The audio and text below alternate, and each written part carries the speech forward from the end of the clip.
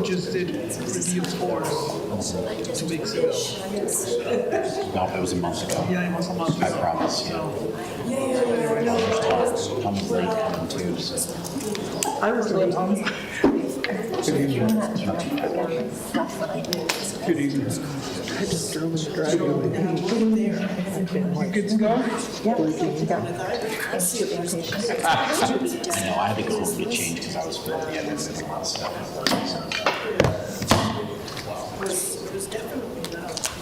You guys good to go? I'm good, I'm good.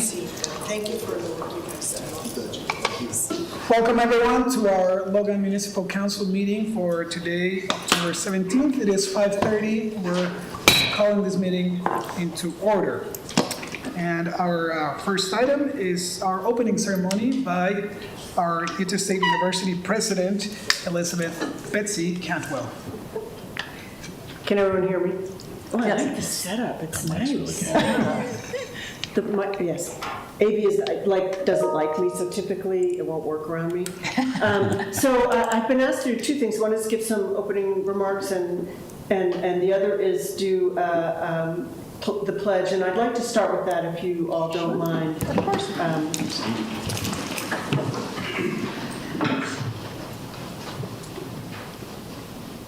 I pledge allegiance to the flag of the United States of America and to the republic for which it stands, one nation under God, indivisible, with liberty and justice for all.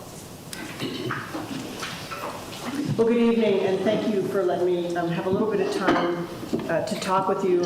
I've been given a few ideas for talking points, but I've been here slightly less than 90 days, so I don't have my full 90 days under my belt, and there is a lot to learn about the university and the community and who we are going forward. So I thought I might start by just pointing to the op-ed that I wrote for the Salt Lake City Tribune about 3 weeks ago. That's really meant to be the first of kind of a series of bigger, deeper dives around setting the framework for the state, for everybody to understand how we think about the future. And that's purposeful. It's really meant to be that not only do we have a future, but we're really thinking about what our role is in that. How do we act as the service university for the state of Utah? And so you'll see more coming there. I'm happy to sort of engage around the points in that very high level, mile-high level op-ed, which was, again, meant to just sort of get this conversation through the Salt Lake City Tribune started. But I think probably you're more interested in more local, more local things. And so I thought I would put 2 or 3 things on the table that I'm thinking about. I don't have the answers to 9/10 of the questions that you might ask because I haven't been here long enough, and I will tell you if I don't know something. And I'll also distinguish, I like to do this way, between my own opinions, which I'm happy to share. They are mine, and I call them my biases. So I'll give you my biased opinion, or I'll tell you something that I'm representing as the president of Utah State University, sort of this statewide entity that is Utah State University. And I'll try and distinguish those just so you know when you're talking to just the person and when you're talking to the president. So a couple of things that were sort of maybe are normal in a conversation between a university and the town in which it resides would be things like housing and or whatever, however you want to think about that. So I'm going to and I've had just talks all day long with different elements of our community, economic development. I can't even remember. I probably had 20 meetings today. Lots of discussion around this, the following set of kind of facts, if you will. At some level, the population of people that we would serve as Utah State University in Utah is going up, meaning not just the age range, but the population of people who are in post-college but clearly want to be served by professional masters and other kinds of programs that we also have. So we see that we have to be able to accommodate that growth at the same time as there is a projection for something like a decade from now, and I think all bets are off, honestly, for Utah, but that population growth for the state overall will start to level off. We also know that, and I just look at the projections, that the projections for the number of the Hispanic population in the state is going up pretty rapidly. We will expect to be serving those students, in other words, seeing higher enrollments for Hispanic students, and most of those are first gen. So we will expect to see some growth in our student population. We also know that we are having a really hard time right now serving married students at any level, undergraduate, graduate, graduate students, and early career faculty in housing at the moment. We get a lot of losses in all of those categories. People who either know ahead of time or figure out or somehow discover that they can't really find a viable place to live. I don't have our solutions, but we will have to come up with something. Because we can't really afford to say, you're admitted, but we can't give you any place to live. So we can't really do that, and certainly for early stage faculty, we are an institution that can expect over the next certainly 7 to 10 years and probably 5 to 7 a fair number of retirements, which means we're replacing faculty. And we know from our history, I know just from my 90 days here, that people retire here and they don't go anywhere else because this is a great place to live. And we also know that our staff and faculty who have raised their families here typically some large portion of their families will also want to stay here or go get educated somewhere else and come back here. So we are in the midst of all the things that I know you all live this, but I didn't want to kind of walk away from that as something that we're really thinking about. One of the things I've done in my past and have not really fully investigated here, so just something I've done in the past has been part of universities that have used public-private partnerships to build student housing and build housing that wasn't like your traditional student housing, was more like apartments or townhomes, things that could be repurposed if and when population fluxes meant that in the lifetime of those buildings they needed to be used differently than for students. But I put that out there just as we at USU are going to have to be thinking in a very sort of innovative way about how we manage for our constituents going forward. So there's that. I can't remember what the other, you gave me 3 things, Ernesto, to talk about, and I can't remember what the other ones were. But so let me posit, kind of look at the university as it sits today. No viable and important public university in the U.S. is going to be serving the same menu of academic options in 20 years as they are serving today. And there are some things that I think we'll see. I hesitate to project them at the moment because the data is not all in hand, but the state needs more engineers. We are the land-grant institution. It's kind of our obligation to figure out how to do that. And much of the world is looking for engineers in things like energy engineering, in things like industrial engineering, in areas where, and these are in fact areas where we see job growth in both Cache Valley when you look at just the data that I've been able to see, but certainly statewide. So those are interesting. Does that mean a lot more students? Maybe not, but it does mean differences in some of the academic programs. When we look at the demand across the state for what I call health and wellness, not medical doctors, but health and wellness capacity, which we have a lot of at USU. How do we make sure that students see that and know that it's available and affiliate, if you will, themselves with those degree programs?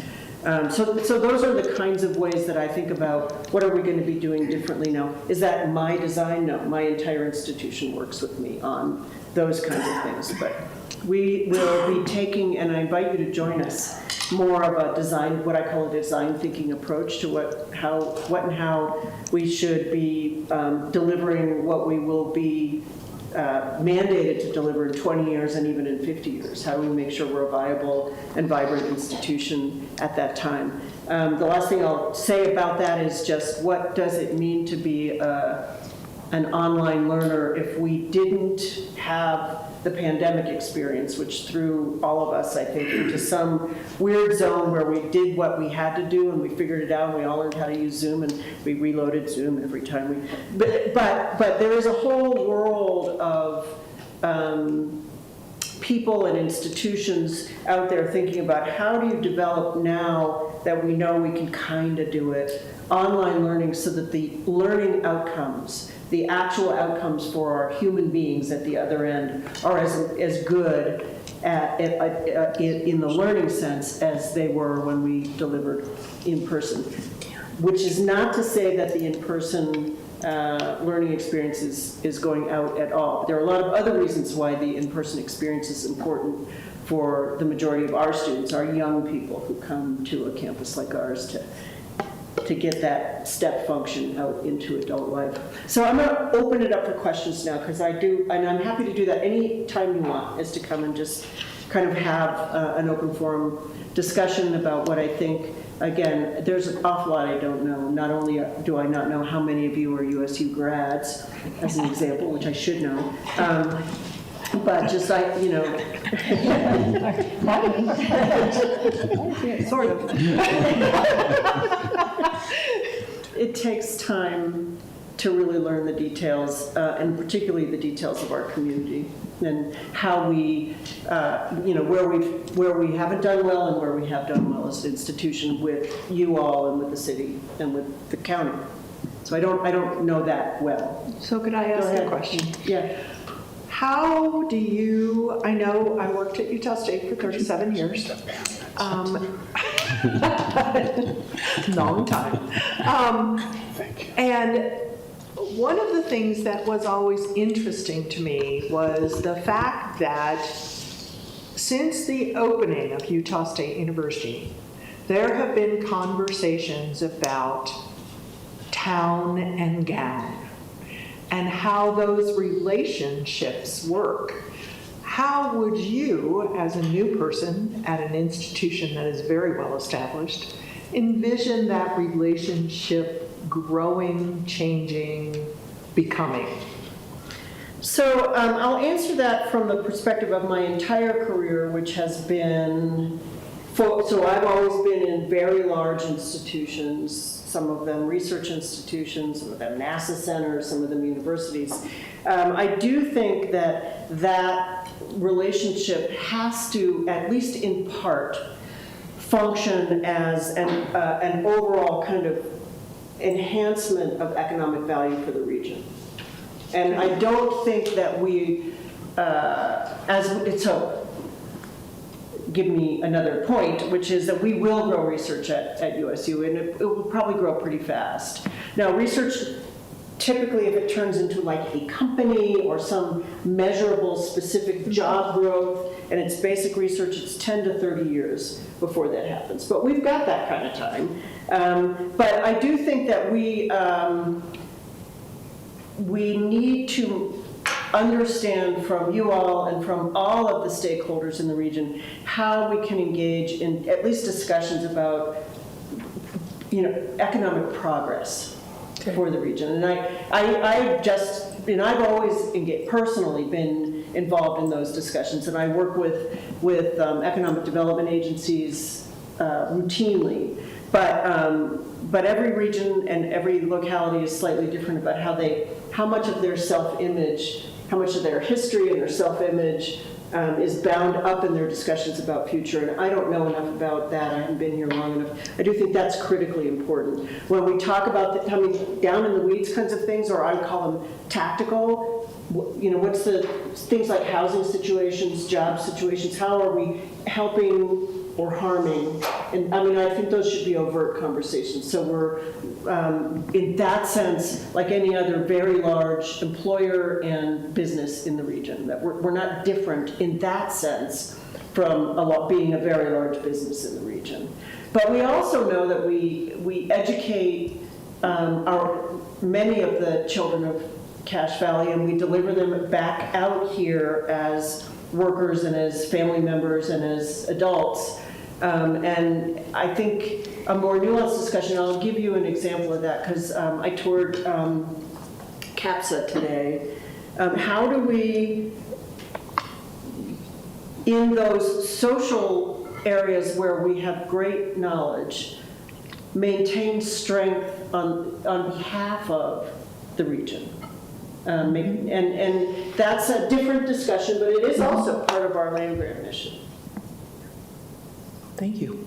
And again, I've had some great conversations already with President Cantwell, and just her willingness to be here, to attend our plaza ribbon cutting. She's already demonstrated that she does have an interest in the community. Again, we welcome you to Cache Valley, and we're delighted you're here and look forward to an ongoing relationship. Thank you, Holly, and I'm happy to be here anytime you raise the request. I mean, I can't always make the schedule, but I will be here as soon as you need me. So thank you so much, everyone. Thank you for Thank being here.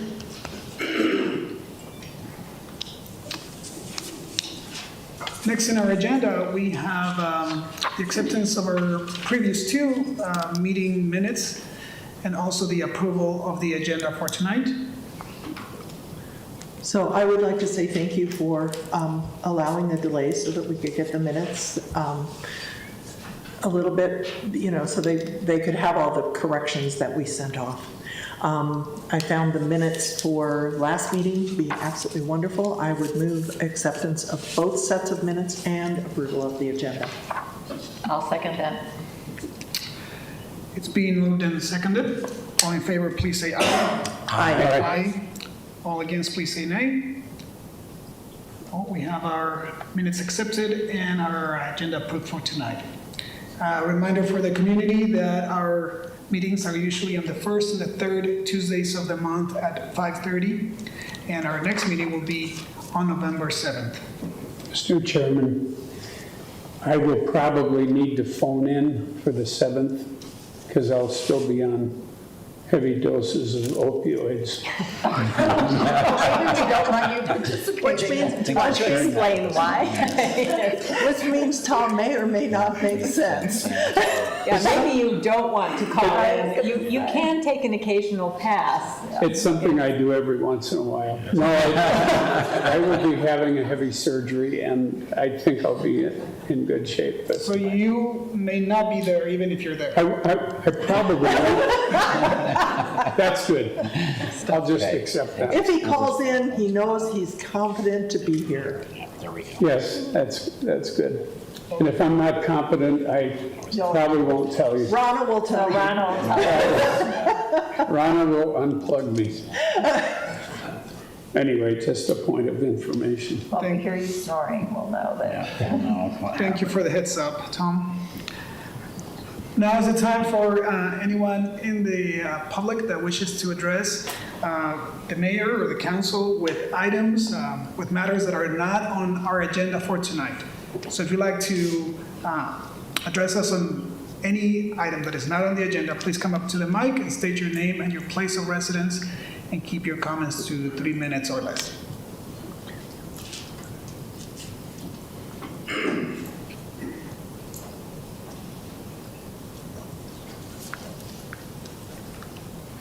Josh Muller from Logan Hills District.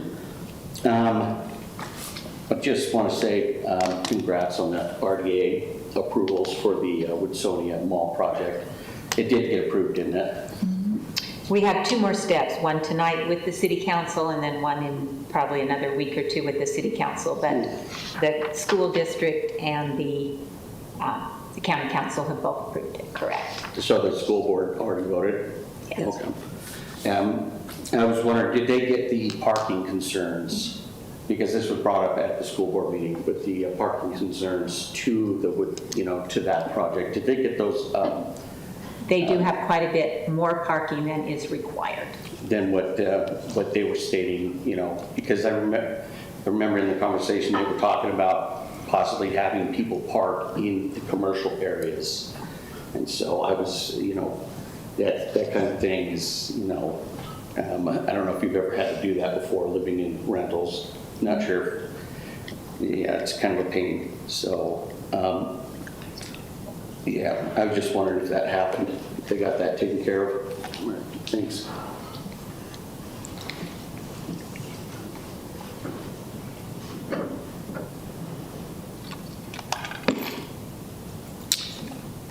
Anyone else that would like to address?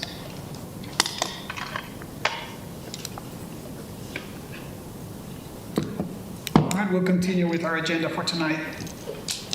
Now we have mayor and staff reports. I do not have anything specific tonight, so you get to move right along. Next, council business, and we have a commission update, planning commission update. Yes, Planning Commission last Thursday, they approved two short-term rentals. One is located at 1444 East, 1220 North, and it is a basement short-term rental. And the other one is located at 131 West, 200 North in the MR12 zone in Ellis. And that is a 4-bedroom short-term rental of the entire home. They also approved apartments, 27 beds and 27 parking stalls at 698 East, 700 North in Campus Residential, which is why it is so many beds. They approved, and that was approved 5-0. They approved Thunder Mountain, which is a warehousing shop building at 1044 West, 800 North in the Industrial Park Zone. And they also approved a 4,300 square foot periodontic dental office at 168 East, 200 North in the Adams neighborhood, the Mosier building. Can I ask a question? Sure. So we briefly talked about the short-term rental. I haven't had a chance to go back and refresh my memory of what we passed, but did we put a limit on the number of short terms, and what was that number, and how close are we? Perhaps Mike could tell us that for sure.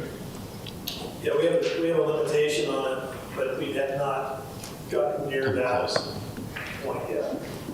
I think it's one per. Because I know we had the 300-foot rule, but out of like how many are allowed in the city overall? I can look it up. I can't remember. I was thinking. You're so smart. I figured you remember. How many? 3 short-term rentals per 1,000. 3 per 1,000. 1,000 population. It's 500 feet. Yeah. And how many, and our population is? 52,000, give or take. So, and we've only got maybe 15 approved. More than that? 25? Yeah, we've got more than 15 approved. Yeah. But I would think it was closer, I would think it was closer to 50. Yeah. How many? Yeah. We've seen quite a few. And so it'd be 150. Okay, so we're about a third of the way there. Yeah. Not quite 50. Thank you, Mike.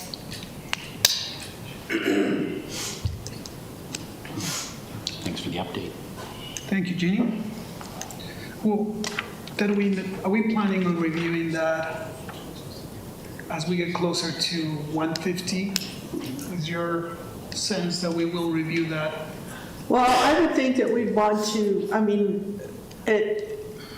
we put the limit on distance in hopes that it wouldn't be, half a block of short-term rentals. I know that there has been some concern in the Hillcrest neighborhood that there have been several, and they are not pleased. At least the population that came to the meeting was not pleased.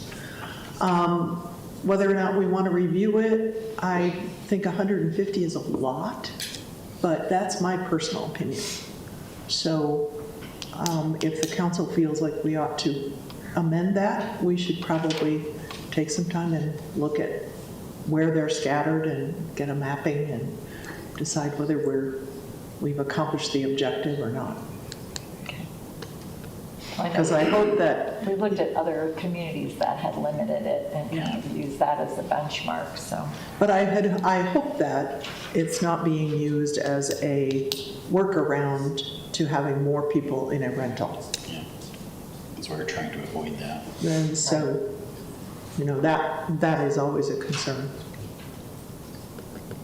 But where they have to be licensed and they have to have a business license and they have to pay hotel tax and all that and be listed on an approved, if I'm saying something wrong, somebody needs to say something. They have to be listed on an approved, like Airbnb or VRBO. Right. To listing, You to, have to have an emergency contact that's local and all of Right. those things, yeah.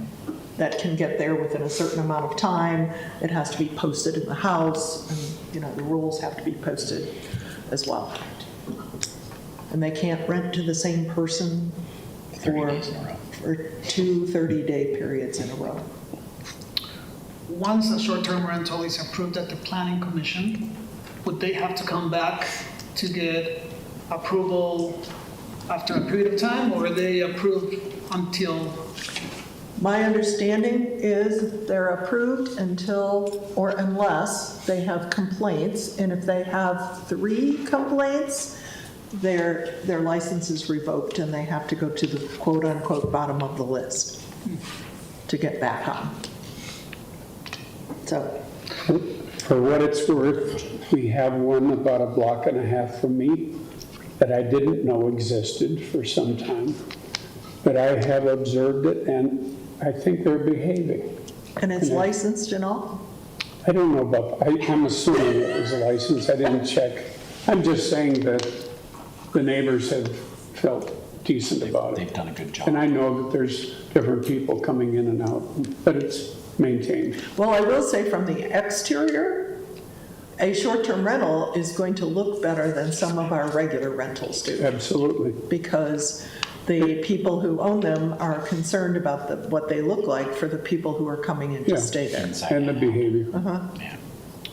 And I think that, I wish we could have that inspiration on some of our longer-term rentals in town. Thank you, Jeannie. Next, we have our action items for tonight. Oh, yeah, December Wait, meeting. one more thing. Thank you for reminding. Thank you for stopping me. So, as you may remember, most of the years, we tend to only have one meeting in December rather than the 2 regular meetings that we have, and we still meet state code for that. And so we usually cancel the second meeting in the month. Which would be the 19th. 19th. 19th? Yeah. So it'd be the 5th. So meet on and the 5th, but 19th. not on the 19th. So I will entertain any comments or motions or, Do we know if we, typically we'll ask, is there anything coming up, though, that we would anticipate? Like from nothing's coming up? Nothing coming up. Okay. You were the meeting. And Rich, there's no like $70 million asks that are going to be coming up? We can, It could Okay. for 2 weeks, yeah.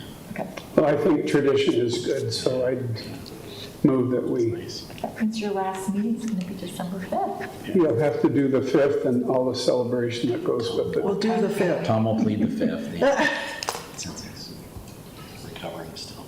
I won't be here on the 19th, so that works fine for me, so. Is that a second? Is that a second? I guess that's a Do we need motion if you need I don't know if one. we need a that was motion. a motion? Yeah, It seems that Mark made a Yeah, second. I'll second it. So I don't know if you caught that, Teresa? You have a motion and a second. They were a little strange, but it's Yeah. okay. So all in favor, please say aye. Aye. All against, please say nay. So we will only have one meeting on December 5th, and we will cancel our meeting for December 19th. So Chief, if we wanted to use the force that month, we might want to look at an alternative date, Earlier, Or he could just save them up. or we can save them up. he's not paying attention. Yeah. Yeah, he is. He's looking at his calendar. He's like, Save a point. We can follow up Be with them later. support. Oh, yeah. Okay, Maybe not. sounds good. We'll continue with our action items for tonight. And we do have maybe a small change for one of our action items. I will let Craig address that when we get to it. But our first action item is Resolution 23-41. And is Todd here?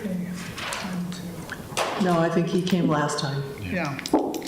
I can talk about it if you need me to. Yeah, if you wouldn't mind kind of reviewing that.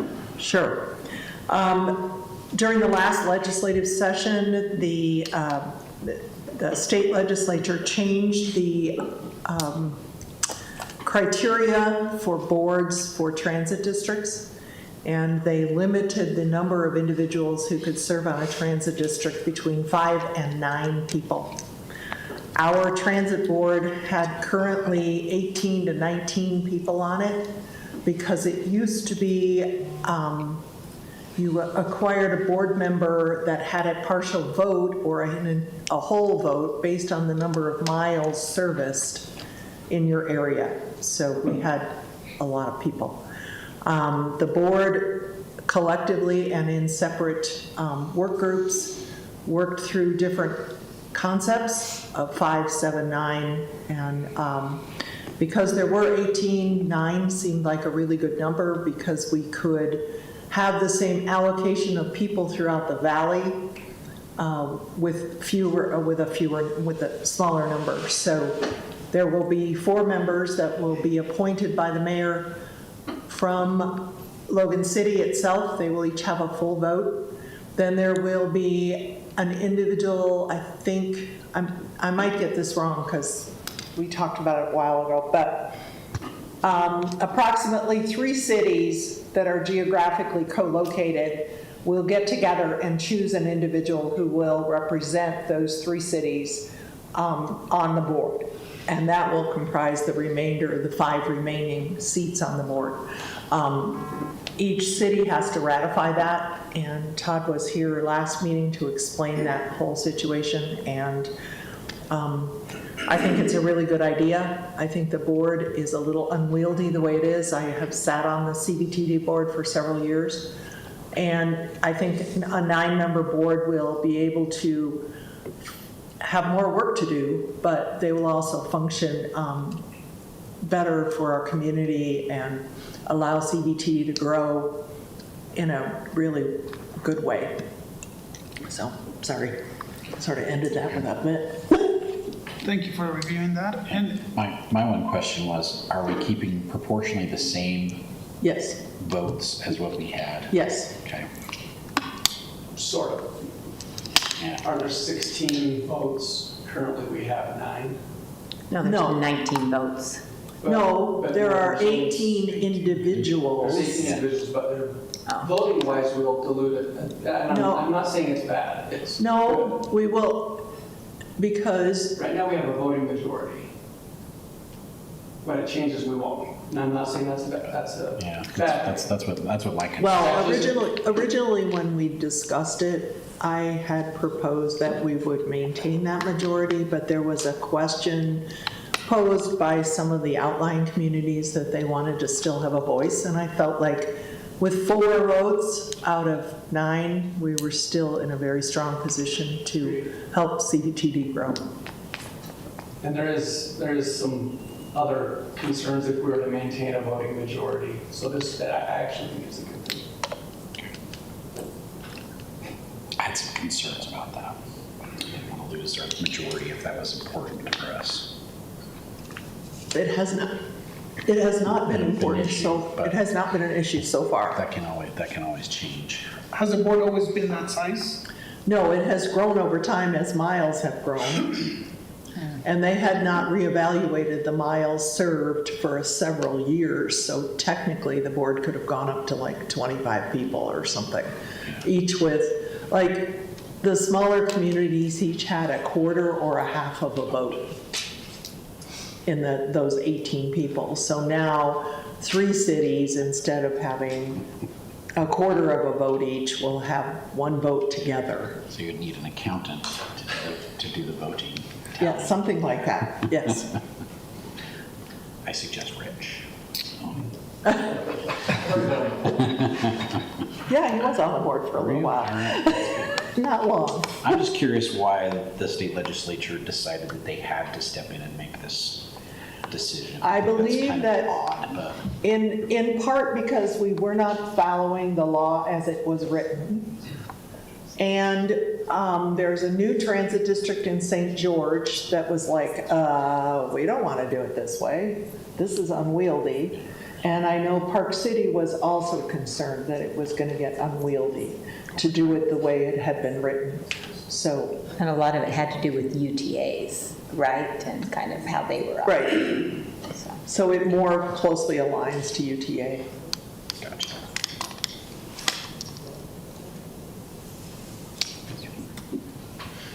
Well, this is not a public hearing, so are there any other comments or motions? No, but I'll move we accept Resolution 23-41. And I'd second. It's been moved and seconded. All in favor, please say aye. Aye. Aye. All against, please say nay. So Resolution 23-41 is approved. Mr. Chair, I realized that there was an item under Mayor and Staff reports that I neglected to announce. So if I could do that, it's sad news.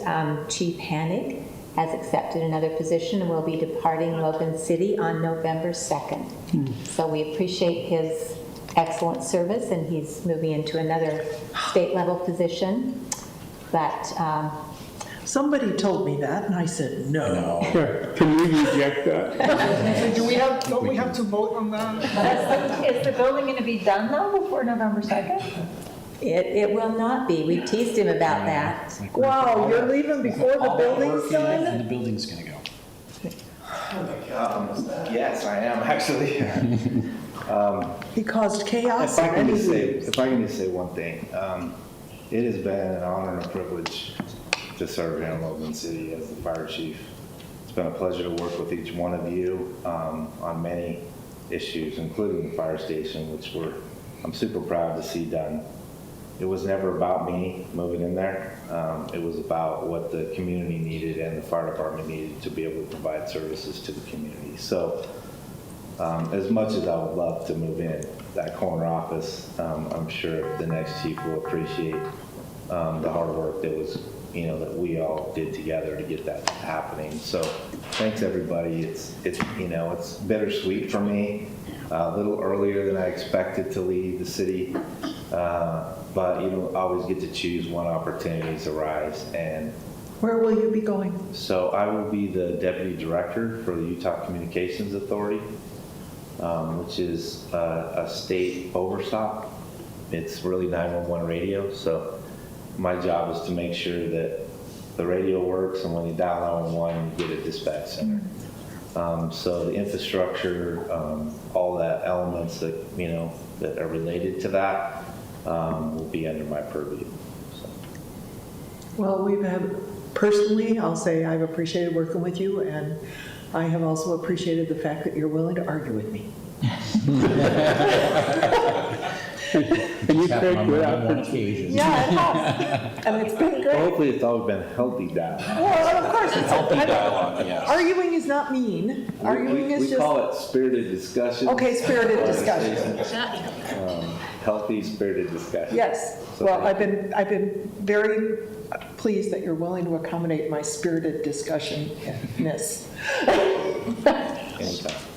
Well, we've worked through the EMS Yeah. countywide so I know that was quite a project, so. A lot of good things. I got to know you during that, and I always appreciated your looking at ultimately what was the best thing to keep our community safe. Do you have a little brother that we could, Yeah, his name Thompson. And I was just about to announce that Assistant Chief Nate Thompson has agreed to serve as the interim chief while we go through the process that we go through, but we appreciate his service, and he comes highly recommended by Chief Hanning. So And now I'm proudly call him my little brother, so do so as well. But thank you. Well, you brought good characteristics to what is needed here, and we appreciate that. For sure. Thanks, Brad. Thank you. Thank you for allowing me to interrupt, and sorry I skipped over that. All right. Are That was we good? important. Hopefully, unless Teresa sends me more notes. Did he send some too? That's why you She sit over keeps, there. Passing she notes. keeps me on task, right? That's why she sits over there. And you're not retiring on November 2nd, right? So do we need a code change to approve this, moving on to other things, or?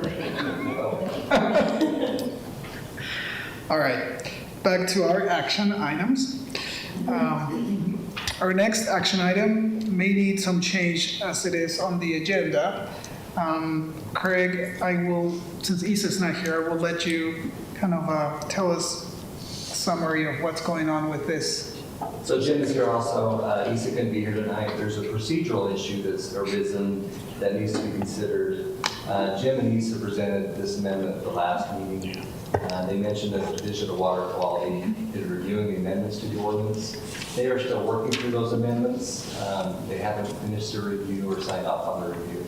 There's also a 30-day comment period that the state issues, and will take comment on the amendments to the ordinance. That hasn't taken place yet.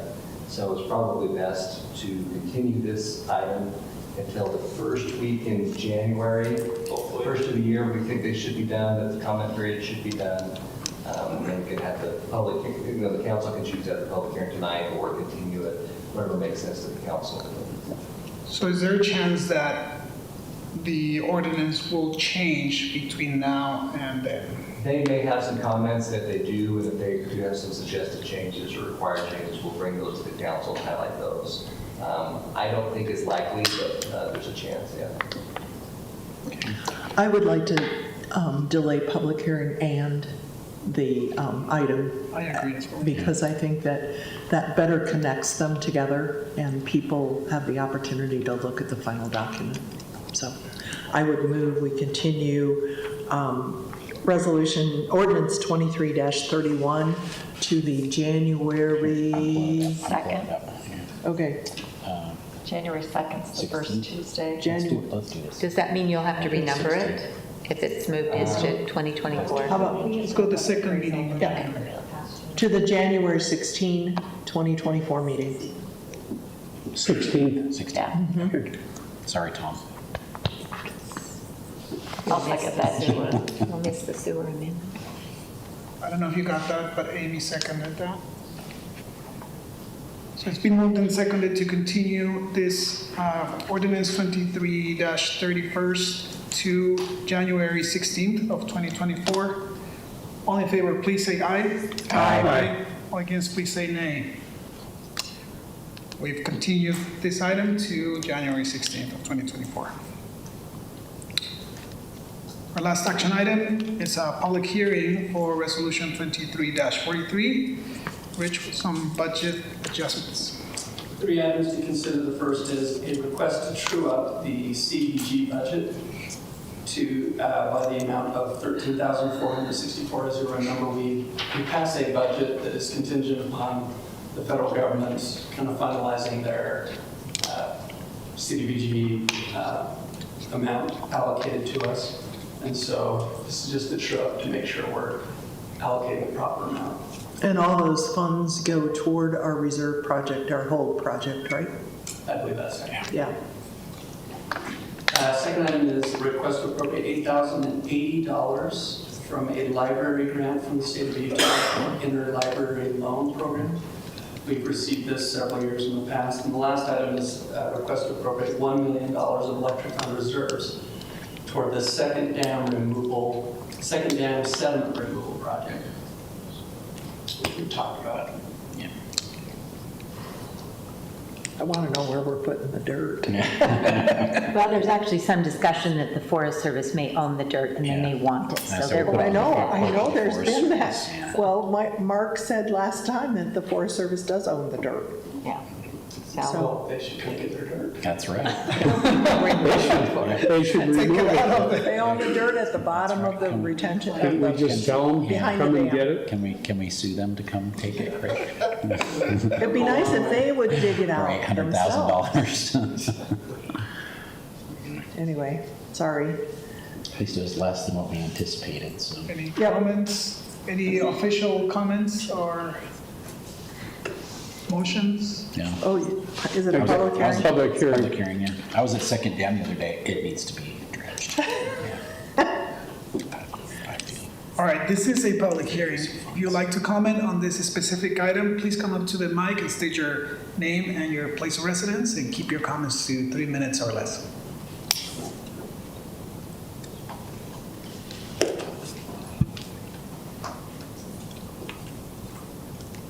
Dr. Galiost. I'm just wondering when this sediment project is expected to happen so that we can know if it's going to interfere with any travel across or any kind of seasonal problem. Oh, in the canyon itself? Yes. I believe most of the work will be done off the road. But did Mark tell us when that was supposed to I start? think the contract has to start by December 1. Yeah. Okay. Assuming they get all the permits, they're waiting for the permits. Because they want it to be as low water as possible, so that it's the easiest to get it done. Yes, yeah. Okay. Sooner the better. So, the only people that will be affected if the road's closed are the skiers.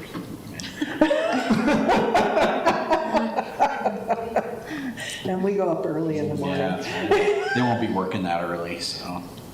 I just thought it's important for the community to know when this is happening and not just amongst what we hear at this point or in this place, because it affects more than just the city workers or the city budget. It affects community, maybe who wants to travel, and if they will get delayed because of it. Okay, I don't believe so. Mark didn't say that last time, so Okay. I believe it's going to be all on site. Okay. Okay? Thank you. Plus the hauling. Yeah.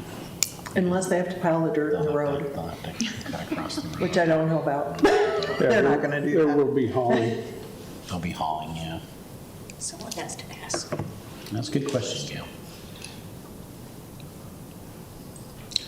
We'll bring it back to the council. Your turn. No. I will move for approval of Resolution 23-43. I'll second that. Was my turn. Been moved and seconded. All in favor, please say aye. Aye. All against, please say nay. Resolution 23-43 passes. That's it for our action items, and we have 3 workshop items for tonight. First up, we have Mike with some code amendments for ordinance 23-32. Okay, hope there's Jeff back there, turn on the big monitor.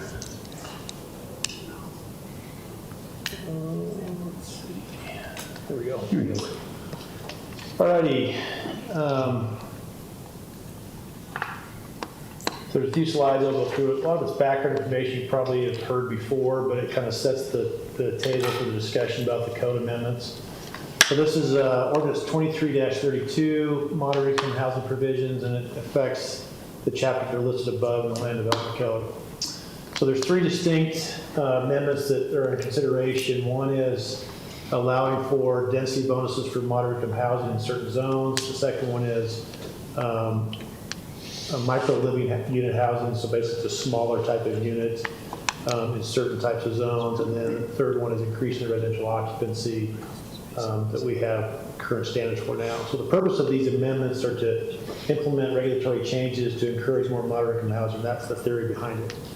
The review process that we're going through with both the Planning Commission and the Council is to just evaluate the efficacy of these changes to see whether or not they actually will work, whether they'll be successful, or whether there's any kind of negative effects or consequences of these types of decisions. So moderate income housing is defined as gross household income equal to or less than 80% of the median gross income for households of the same size in the county in which the city is located. So currently, the city's 2020 median household income is $43,056, and it's 62% of the 2020 countywide AMI, which is $71,000. And as of 2023, that number is actually $75,310. So our median income is well below countywide median income. The 80% mark of that AMI is 56,800, not 8,000. I've got it here, the typo. And then what's interesting is the requirements for moderate income housing, as they've been placed upon us by the state, they don't have specific mandates for different housing types, for different occupancy types. It's all just basically housing. So however that gets sliced up, it's either owner or renter. So we adopted a plan in 2022, and we did so because of a change in state law that requires us to adopt strategies to implement moderate income housing or further moderate income housing. So in our plan, we've got 8 goals and 19 strategies, and our approach has been to have kind of short-term and long-term approaches to compliance. So short-term are these things we're looking at now: ADUs, waiving impact fees. We've done those. Now it's regulatory framework changes. Longer term things that we're going to look at would be things like the general plan update and then any kind of associated zoning modifications go with that. We have to do these things because if we don't, our annual reporting and compliance is tied to state transportation funding, and that's a big chunk of money that we use to pay for roads and improvements. So this relates to specifically to goal number 5, which is to evaluate our land development code and to determine any kind of regulatory change that we can make to encourage moderate income housing. I just came across this today in an email that was sent to me just as a reminder that Cache County put a housing crisis task force together earlier this year, and some of us sat on that group. And so in that report, it talked about most cities have zoning in place that actually encourage low-density residential single-family or single-use zoning, which is not really ideal for promoting moderate income housing. So it's a paradigm shift that all of us are going to be forced to make over the next few years as state legislatures start pushing us to broaden our single-family zoning to allow for like duplexes and things like that within those zones. So that will be coming down the pipe, whether it's next year or the year after, but just as a forewarning, it's going to happen. They also had a recommendation is that we should be looking at development philosophies that emphasize housing variety to reduce the cost of living, and that's not just building the mansion up on the hill. It's actually how do you encourage and facilitate a variety of housing that meets a variety of incomes. It's not just poor people, not just rich people, it's everybody across the spectrum, and that's a challenge. So just some of the basic numbers that we're talking from. Our current population is 54,148. We've got an annual growth rate of 1.2%. So since 2000, we've added about 10,000 new residents. And we're projecting through 2040 that we're going to add another 10,000 to 24,000 residents based on the growth rate. So we're going to add a lot of people. Our median age is 22.8. We're well below the statewide average. Obviously, we're a university town. We have a lot of young people that live here. And they're not just university kids, right? So when you look at the demographics, half of our population is in that 18 to 34 age group and the under 5 age group. 73% of our population is under the age of 34. And so what that translates into is smaller family sizes, younger families, less income in terms of a wage generating family. Mike, that population, does that include the university students? Generally, it does not include the transient university students, the kids, the students who may have their permanent residence, say in Salt Lake City, they come up here for a semester, go back. It does include that population that moved up here that claim this is their place of residence. Okay. So And this is based on census too, correct? Based on census, So it's yeah. where they completed their census forms too. So that says that 21% of the population is between 6 and 17? Is that correct? Say that again. So 52% of the population is in 18 to 34 and under 5. Right. and 73% of the population is under 34, Right. that means 21% of the population is 6 to 17. Yeah, sort of. The other way to say that is 27% of the population is over the age of 34. So you look at the population numbers based on census, we've got this huge. Well, I just don't understand why we have the 52 and the 73. Those are the two biggest categories. When I looked at it, Okay. those two categories are the largest grouping of population for age groups in the city. And then when you look at cumulatively under 34, it's basically 3/4 of the city. Okay. It's a lot. We're an endangered species. But that is a really interesting point, though, that people who are at the peak of their earning potential, that portion of our population is very small. Correct. Compared to, like, the county statistics, which I'm sure skew a little bit differently than this. That's why our income is so much lower. Yeah. Yeah, and also our family size, when you look at the way a unit is basically, they look at based on family size. Our family sizes are smaller than the county. And it's a reflection of the age as well. So you may have a younger family that's got 2 kids as opposed to a more established family that's maybe in their 50s that has 6 kids or whatever. Yeah. So. And then the graph on the bottom shows you kind of the range of population growth estimates over the next several decades based on the average growth rate. So it depends on where we fall. It varies every year, but this is, over the next 8 years through 2030, we're going to grow to 58,000, 64,000 based on whatever our growth rate works out to be. So it's a few people. That's within Logan City boundaries. Correct. Another thing that came out of that task force was that when you look at the type of growth that we have in the city as well as in Cache County, 85% of our growth is driven by everything that's within. So it's your kids, my kids, our grandkids, et cetera. It's not people from California moving in necessarily. It's all of us who have children who are of the age now that they need housing. Here's a chart that just shows our historical growth since 1940. It just shows you that we're obviously on an upward trajectory. And then this, I think you've seen this before too, is this is a comparison. This is Cache County's growth. This is Logan City's growth based on an average growth or annual growth rate. And so it just shows that they're growing at a much faster rate than we are, although numerically we're growing more because we have a larger base population. So income, our median household income is $42,056, and we're 62% of the area, AMI of 71,000. Per capita income is $20,598. When you look at what the poverty level is in 2023, it's $30,000 for a family of 4. We've got about 25% of the population below the poverty level. So it's interesting, you look at that as you apply it towards what our housing needs are, and we hear a lot of clamor for we want more single family on bigger lots, when in fact what we have a need for is housing that serves that lower end of the economic spectrum. 65% of our households are at or below that 80% of the AMI number, so that's approximately 11,000 households. And these numbers are based on 2020, so they're different now than they are 3 years ago, but still it shows you that. Our current housing supply, we've got approximately 19,000 dwelling units in our existing housing inventory. And of that, the breakdown is about 40% are detached single family, 11% are attached single families like your townhomes, 47% are multifamily housing.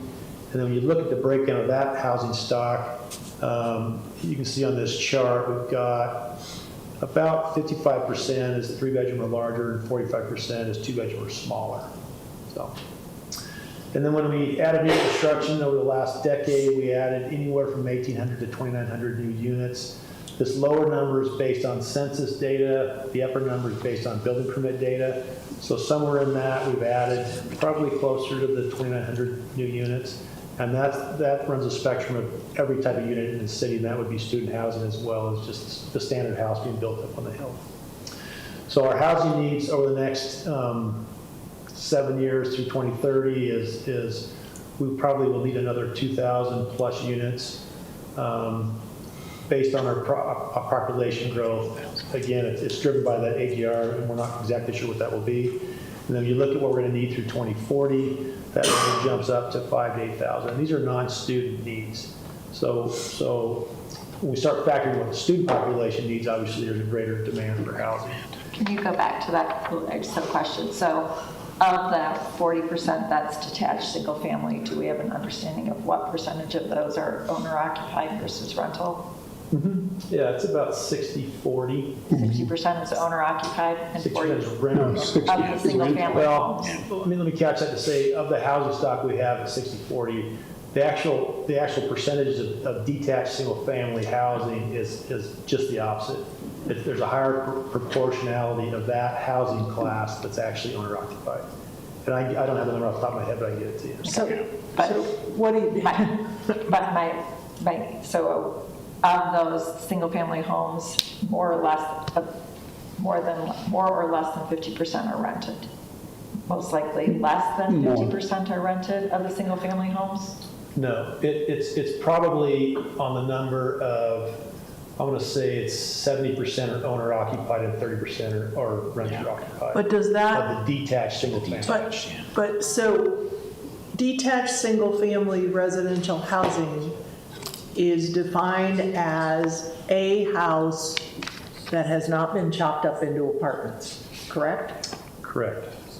So if it has been chopped up into apartments, it goes in the multifamily bucket, even though it's a single-family house. Correct. And the data is a little coarse in that respect because it's based on census data. So how they determine whether a unit is chopped up or not is not entirely clear to me on how they do that. Okay.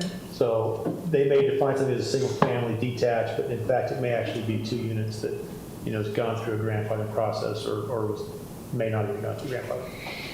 So, because that percentage of the detached that's owned versus renters living in it, to me, is significant when we start to talk about the 3 to 4 occupancy. That's part of the recommendations that came to us. Yeah. So at some point you could get that to me, Mike. I'd appreciate it. Yeah, so it's in the moderate income housing plan, and you look at we've got about 7,100 occupied single-family detached units. Of that, about 6,663 are owner-occupied. Well, hang on, back up. 5,468 are owner-occupied, that number, so it's about 80%. 80% are owner-occupied right now.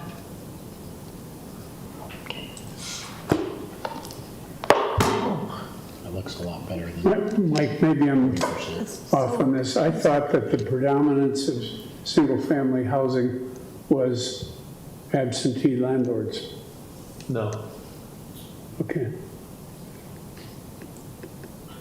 It varies by neighborhood, of course. Adams has probably got the highest ratio of renter. When you look at a detached single family, the highest proportionality of renter versus owner occupancy. But when you flip it and go to Hillside or Hillcrest, I think it's like 90% are owner occupied. That's what we came up with in the plan, a few years ago. So it may be a little different than that. But it's, citywide, it's not what you're saying. When you look at all the housing stock, it's flipped. It's just reverse. We have more renter occupied. Yeah, that's total. For total dwelling units. Housing, correct. Okay. That's interesting. So in the multifamily, then we're looking more like a 70. That's probably 80-20 Renter. the opposite way. Yeah. 70% renter occupied. Just the multifamily? Yeah. Yes, it's substantially higher. Correct. Well, multifamily would be, I don't think we would have any, it would not fit in any owner category because it would either be attached. Yeah. Well, we have a few condo buildings. Yeah, there's some But that's isn't that gonna be an attached? No, that would be No. multifamily. A condominium building would be considered multifamily, wouldn't it? That's what I don't assumed. know. So Then what's the difference between? generally attached single families is your typical townhome product where you've got living space, up and down. So multifamily generally would be anything where you've got living space on one level and it may have living space that's independent above that or below that. Do we have any condominium product in this town? Yeah. Yeah, we have condominium There's the products. Temple. But there's also some fourplexes or duplexes that are actually owner occupied. They may own one unit and rent out the other 2 or 3. So that's not that uncommon, but it's not a huge number. Okay. Yeah. Okay, when you look at the student impact on our housing demand, according to their master plan, their build out is 26,000 students somewhere by the year 2040.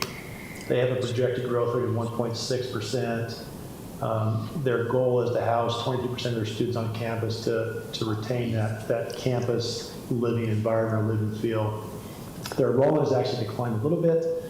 21 to 22, they've got just under 19,000 students. And then of those numbers, approximately 18% live on campus and 82% live off campus. So assuming that build out is 26,000 kids, students, 6,000 will live on campus and 20,000 will live off campus. And the variable to that is we don't know how many are commuter students, how many live at home, how many do online programs. Those are the unknowns and the variables. But the assumption is that Almost half of our population.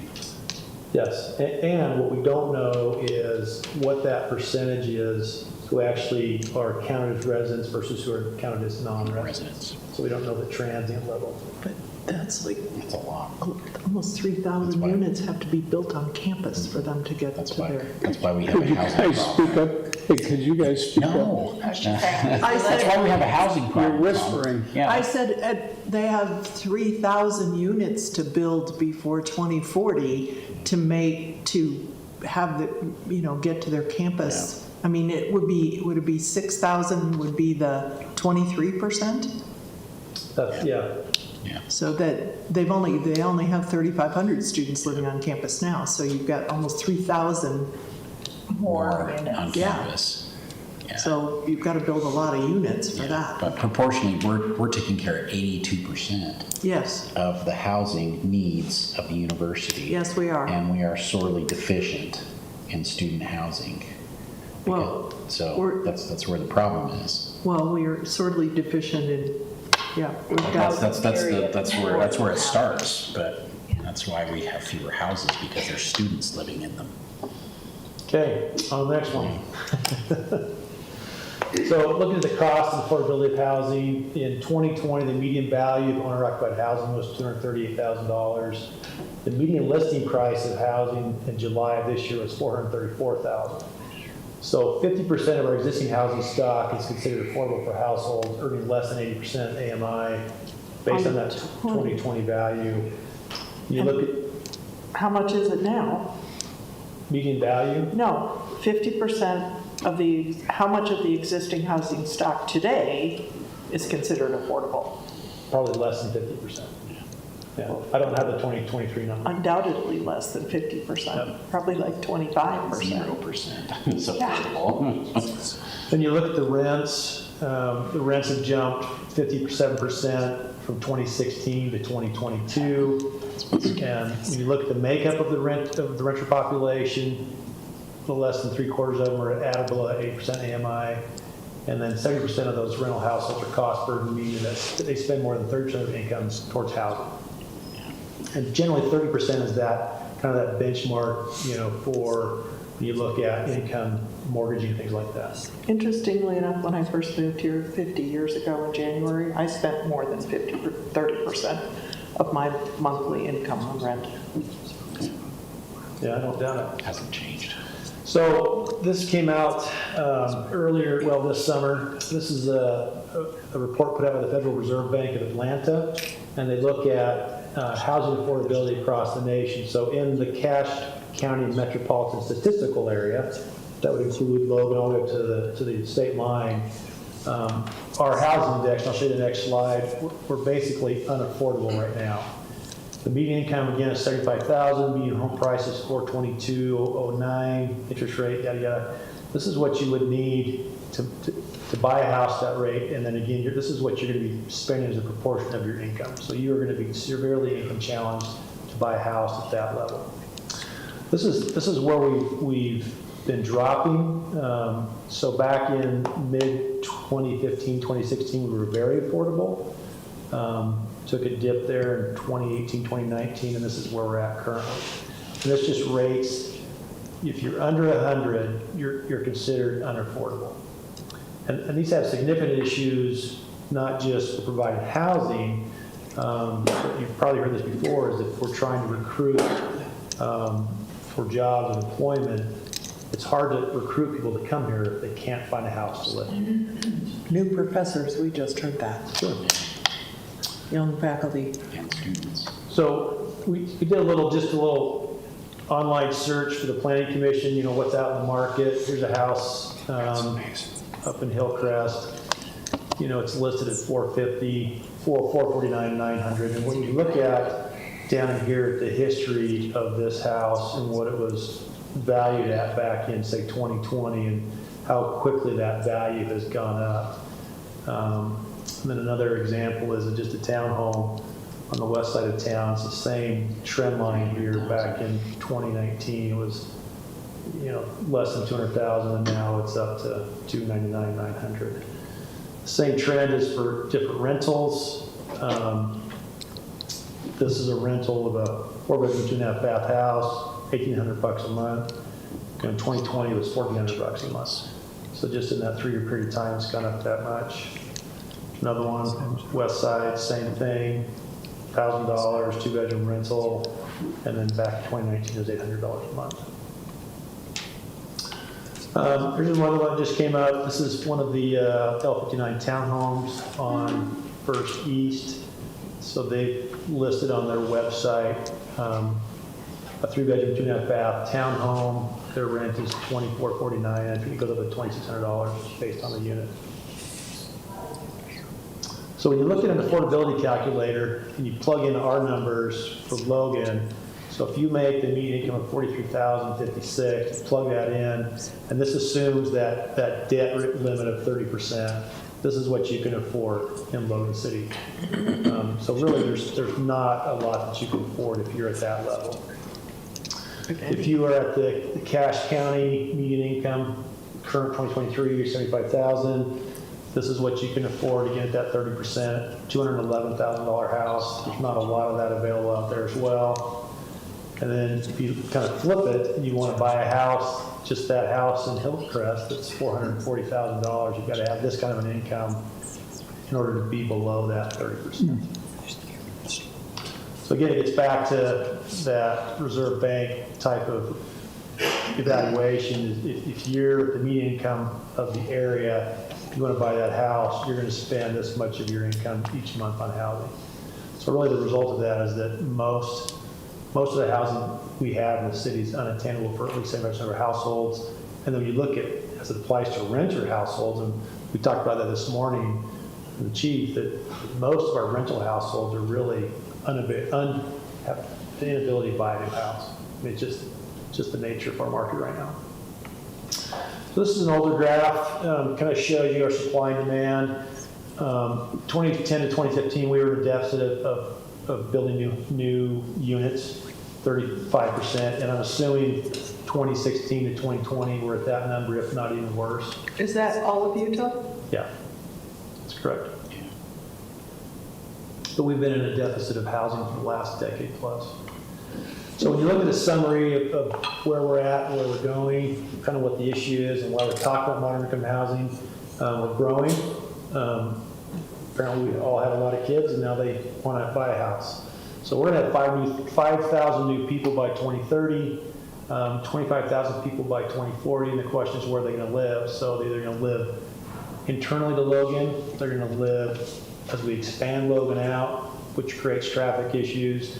So every time we get this apartment project come through, we get people complaining about, more apartments, more people, more traffic. Well, it's not that we're building apartments to attract people. We're building the market's building apartments in order to house people. We have a low median income. The income is not kept pace with inflation, especially as it relates to housing.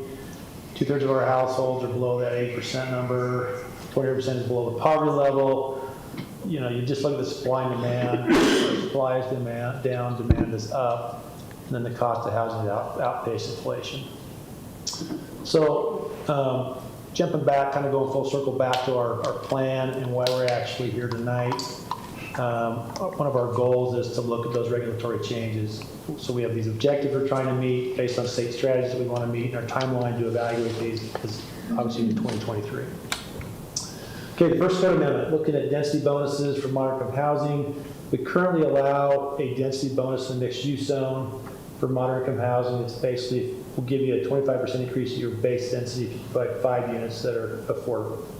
So it's the same approach in the MR9, MR12, MR20, MR30, and the TC1, 2, and the commercial zone. So basically the higher intensity zones, we're saying if you build, we'll give you 25% more units if you build at least 5% of these that serve residents below the 50% AMI. Why is it so skewed? Because what you're asking people to do are build units that they're not going to get a return on. And this is actually patterned after what they do in typically like California, stuff like that. And is this deed restricted? Correct. How do we, I mean, if they're rental units, how do we ever enforce that? Well, all we can require is deed restriction. So we don't necessarily require them to submit, annual reports on it. If we do a project in conjunction with a nonprofit, like favorite nonprofit, and they're doing under tax, some kind of tax rebate programs, and they'll have reporting programs that they'll have to meet with whoever that taxing group is. So we can do it that way. But generally, as a rule of thumb, is if we're going to grant you a density bonus, you do these units, file a deed restriction, and then on we go. But we don't have a way to really track that.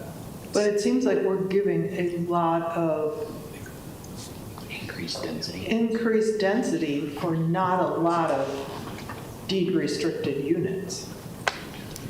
It seems like you could, I mean, they figure, you're going to build a unit, you're going to build a 100-unit place.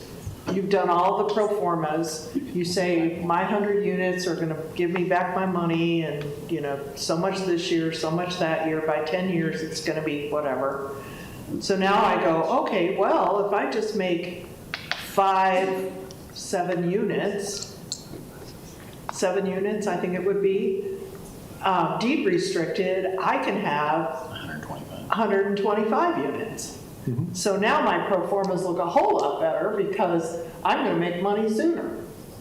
Yeah, but it's not about whether we're evaluating whether they make more or less money. The perspective is trying to get more moderate income housing into the market. But we're giving them a lot for very little. So you're suggesting it should be like a 10%? Well, I think a it should 25% bonus? Or? Yeah, something like that. I think the total number of units that have to be deed restricted should be more relational to the number of extra units they get for quote unquote free.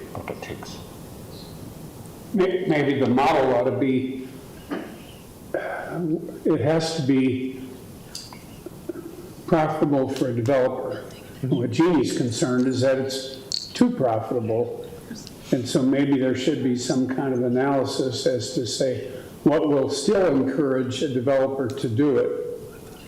There has to be something good in it for them or they won't do it. They'll do it in other towns. How many projects recently have qualified for this extra 25%? We have it isn't in existence now. So Well, this it is now in It is. 2 categories. Yeah, it's like we've got one in there already. In mixed use only. Okay. But we haven't had any projects come in under this. Okay. Yeah. Yeah, I mean, I get what you're saying, Jeannie, and what I would say is that if you're building market rate units and you can get market rate units, what's my incentive to build units that are below market rate? Well, I'm not saying it should be 1 for 1. What I'm saying is that it should be a higher percentage if you're going to give 25% density bonus. It should be 10% at least. You're still giving of the total project, or of the total project, not just of the total project. So if you're building 125 units, you have to have 12 of them instead of 7. Instead of 7, 6. out of 125. So basically what they're doing is, yes, they incur additional costs in the construction, but you have 18 units at full market value that are adding to your bottom line. And it seems to me that we could say, well, you get 12 of those units, not 18. And it would still be economically interesting For them for to a do developer. That's what I'm saying, if we did a pro forma somehow, that would model that. So that's I felt that way at the planning commission, but I didn't say anything. Yeah, I don't disagree, but I just don't think, unless you sweeten the pot enough, you're not going to get anything. Because again, you're asking them to build 5% of their total unit count that serves a lower income resident where they won't have a return on that at all. So it's build these but don't get a return on it. Why would I do that if I can build market rate? But of the moderate income units, would some of those be eligible for government programs that would help offset the rent? Or are we saying that, in this scenario, their rent is going to be less because they're moderate income? So they have to have, their rent's normally $1,000 and these have to be $500. Yeah, it could be a combination of But all so of the there's above. the opportunity, it's not just that it's a moderate income unit, so they're clearly always going to make less. I'm assuming that there's some government programs that could be utilized to offset those gaps in rental, I would assume that's the case, yes. so. Anyway, that's just my comment. Okay. What else? So we also want to tie this to a project site greater than 3 acres. So it's a little bit more substantive than just a small thing. Okay, the second code amendment deals with micro living units, and these are a micro living unit. They're small studio or 1-bedroom apartment, ranging in size from 150 to 400 square feet. And there's not a standard out there that says it should be 225 square feet. It's based on the municipality that they're going to go into. It should have a fully functioning, accessible, compliant kitchen and bathroom. Our original idea was to look at single room occupancy types of units. And in this climate or environment in University Town, you probably would end up with dorm rooms. And we really didn't want to encourage that, right? So we thought, let's go down this path instead and exclude those out of there. These are in the code, in the International Building Code, they're called efficiency dwelling units. Micro living unit is also just, interchangeable in terms of what they are called, so it's the same thing. Isn't that similar to what the Bill 365, whatever their address is, aren't those, Yeah. would those be considered micro living units Yeah. underneath this new ordinance? Yep. So, okay. And I'll talk about that in just a Okay, sec. sorry, thanks. So this gives you just a visual comparison of a typical 1,000 square foot apartment. This is from Mill Creek versus what a 300 square foot micro living unit is. Basically, it's a studio or a 1-bedroom unit. The idea is to provide small living areas that you can hopefully build less expensive or cheaper. So part of the standards that go with this, we want to see them put near employment and transit areas in the higher intensity zones. So the standard we had placed recommended is it's got to be within a quarter mile of Main Street or near a business or institution employing more than 100 people and within a quarter mile of a transit stop or identified bike ped route. And I'll show you a map of that in just a sec. And then we want these tailored to a mix of income so that they're not all market rate, but at least 25%, maybe deed restriction, serve that really low population of 30% or less, and then no more that can be market rate. And then part of the language included the conversion of underutilized hotels, motels, commercial space. Originally proposed TC1 as one of those zones, but took that out because we were concerned about the downtown core. So we just left in TC2, commercial, mixed use, and that the equivalent is Bill 364. Second line says TC1. But the specific language that gets a conversion of underutilized buildings is not allowed in TC1. You can put new micro living units, new construction in TC1. Hotel on Main Street across from Harley Davidson that got converted. But not where you're So going to take account. just a mapping reference. So if you look at the hospital, obviously they employ more than 100 people. Kind of draw a line around if they're within 100 or a quarter mile of a bus route. So something like that would be suitable to build within or near that area. That would be kind of the thought process that goes into that.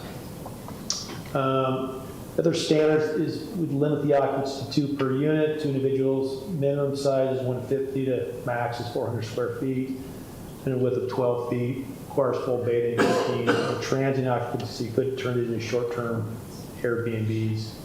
The density of these would be, 2 of these would be equivalent of 1 regular dwelling unit. And there would not be the ability to get a moderate income housing density bonus to go with this. And then parking is basically halved. Oops, go ahead. Do we have any other cities in the state that are already doing this? Currently building them, nothing to worry about.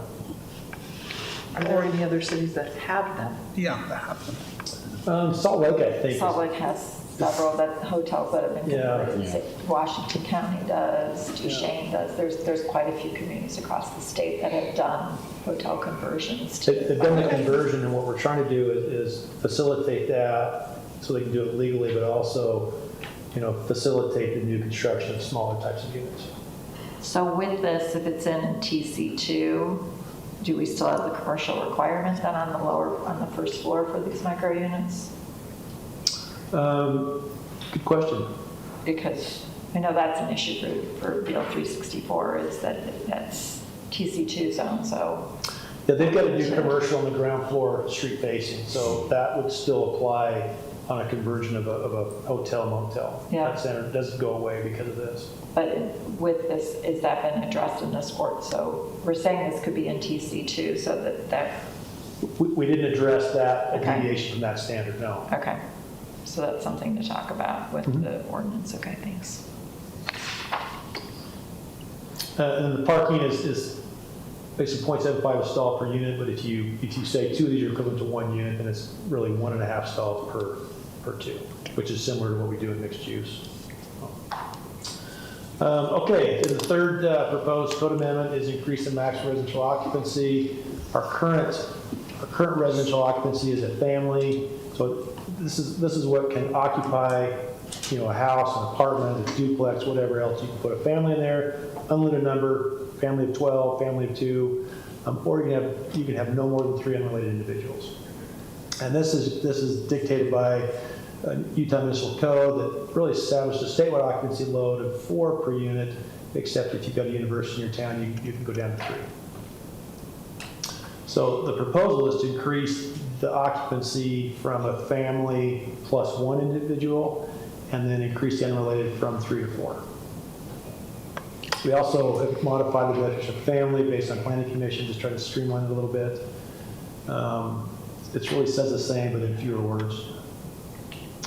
So there's And I know there was a great deal of discussion about this particular piece of that, and there was a question about whether they could pass parts without all of it, and they were told no, the planning commission? No, what they were told was, you can look at the package of 3 and say, we like the first amendment, we don't like amendment 2 and 3. So you can pass the first part, but not the second part. So what we didn't want them to do was to send on to you guys, to this group, parts of it without the other parts. So what we said was, we'll just hold all to make a decision on the entire amendment package so that you can forward it to council.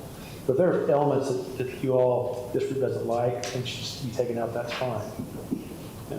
Okay, because, We just didn't want them to bifurcate it because it was under one application. yeah, I know, but they were very, very interested in pursuing parts of it further, was my understanding from the conversation. Pursuing a discussion on it or changes to it? Pursuing changes and discussion and changes. And they were,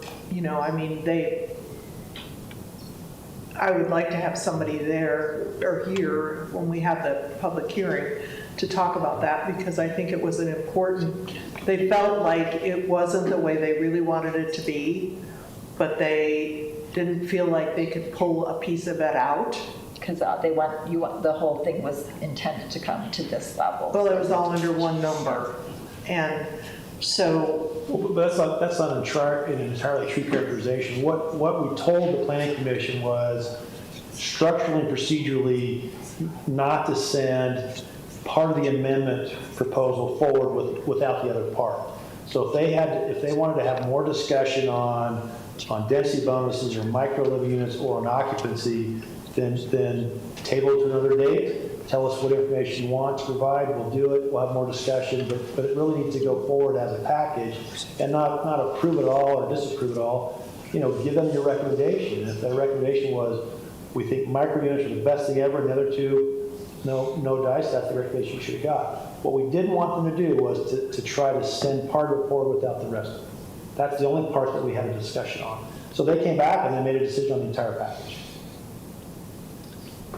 Okay. From my point of view, it was a little bit more struggle on their part.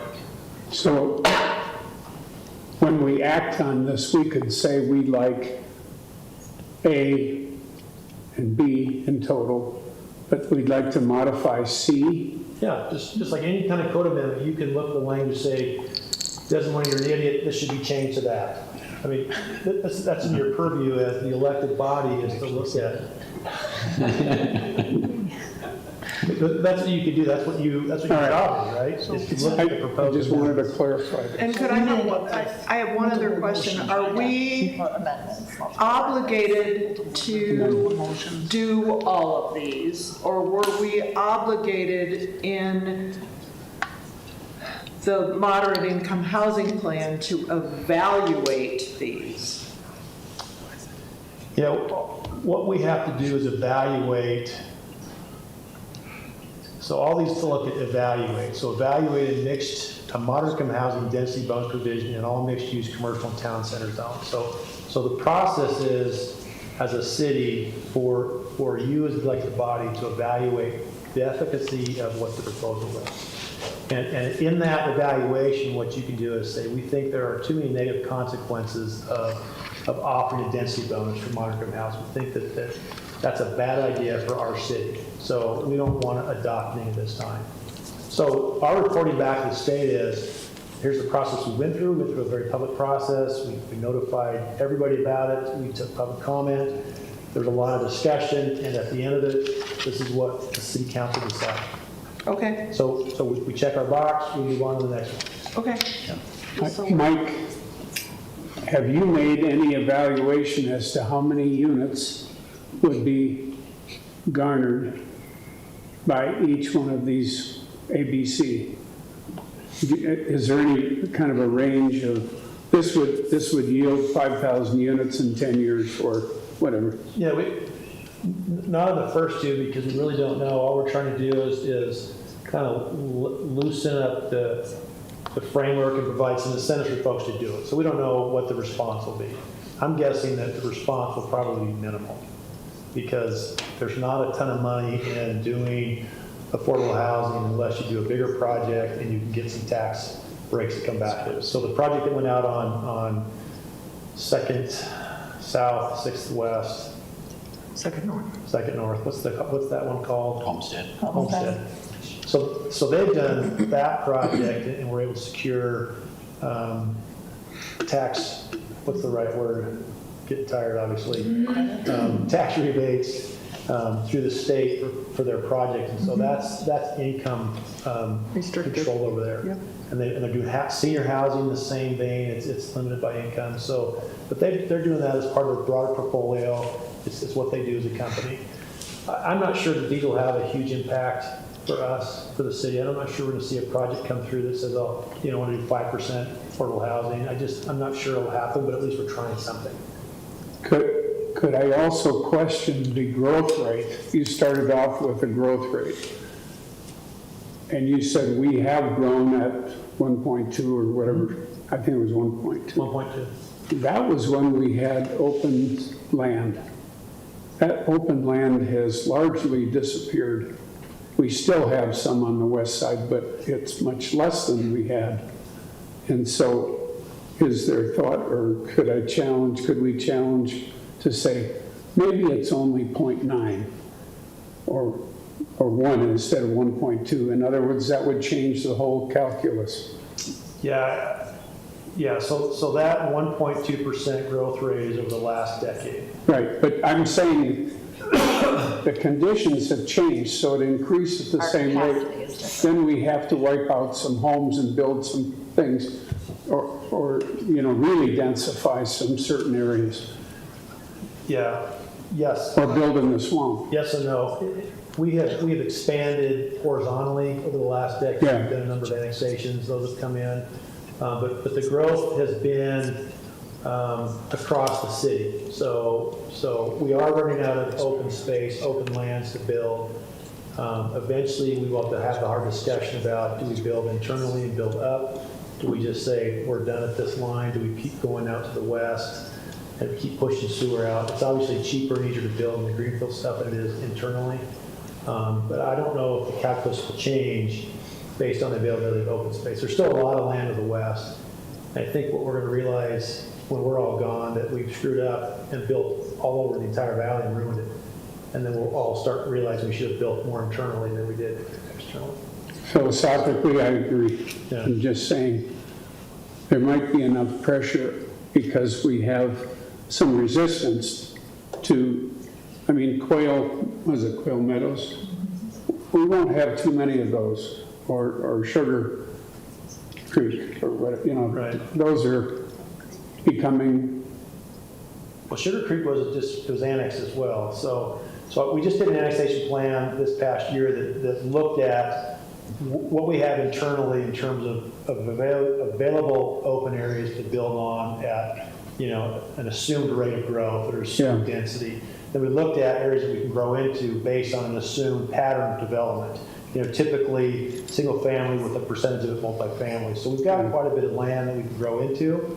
The question that we should ask ourselves as a city is strategically the cost. What are the costs of pushing it further to the west versus capitalizing on existing infrastructure internally to the city?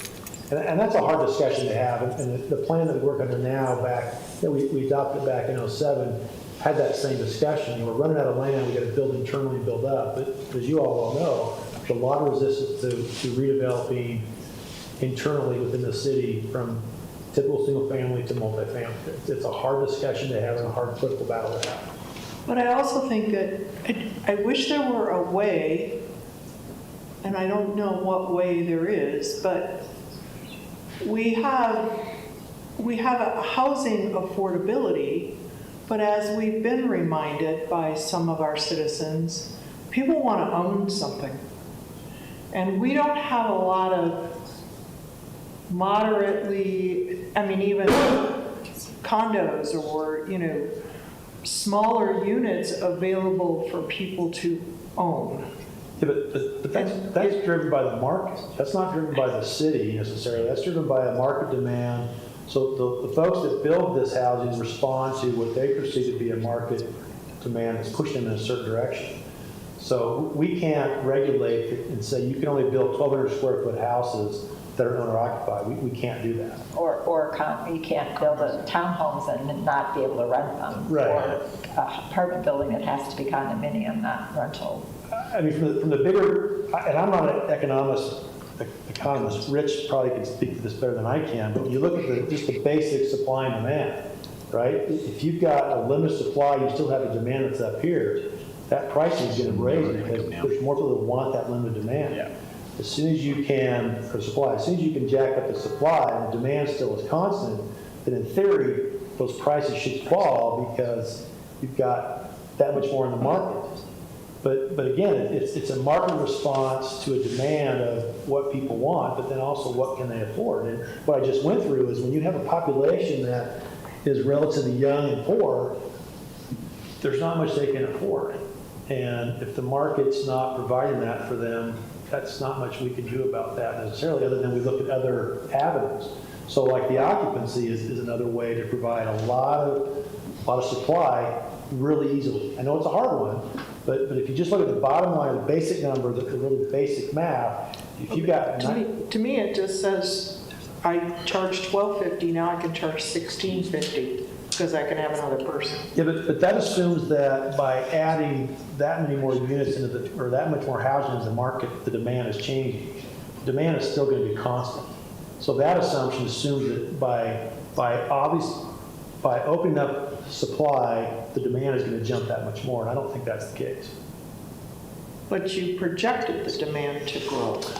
The demand is going to grow because we're adding more people. So that's just going to happen naturally. So if we don't do anything else about our housing, you're going to have that supply is going to diminish while that demand increases. And so the prices will continue to go up. Right.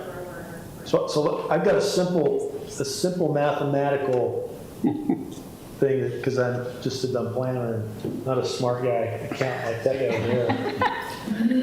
So if we That's got, why if you wore a tie, you'd be smarter, just to know. just not going to happen, doesn't help. It's not worth it. Yeah. So we've got 5,000 people that need housing, and so if you have to house 5,000 people at three people per unit, you need at 1,666 units, right? That's just the natural simple math. If you change that occupant load to 4, then your housing need drops down to 1,250. So in theory, that supply is affected by 416 dwelling units, and that's just a real simplistic way of looking at things. And that assumes that the demand is constant. It doesn't assume that by increasing the occupant load, you're increasing demand. It just assumes, here's my basic math. Then if you look at the family side of it, if you add one individual to each family, so for every 3 families, that reduces that overall housing need by 1 dwelling unit. So if you've got 100 families, it reduces by 33 dwelling units. So where do those units go? Do they automatically become inhabited by 4 more people or a family with +1? I don't know if that's true or not. When we did the campus residential zone, part of that theory behind that zone was by allowing for that denser development near the university, we're going to pull kids out of basements.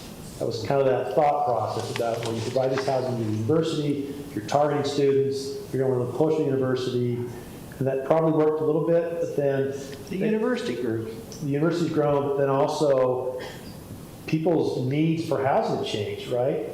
When you look at some of these students who are going to school, they want their own separate bedroom, their own separate bathroom, and they're willing to pay, or mom and dad are willing to pay for that separate unit, and they've gotten market rate for those units.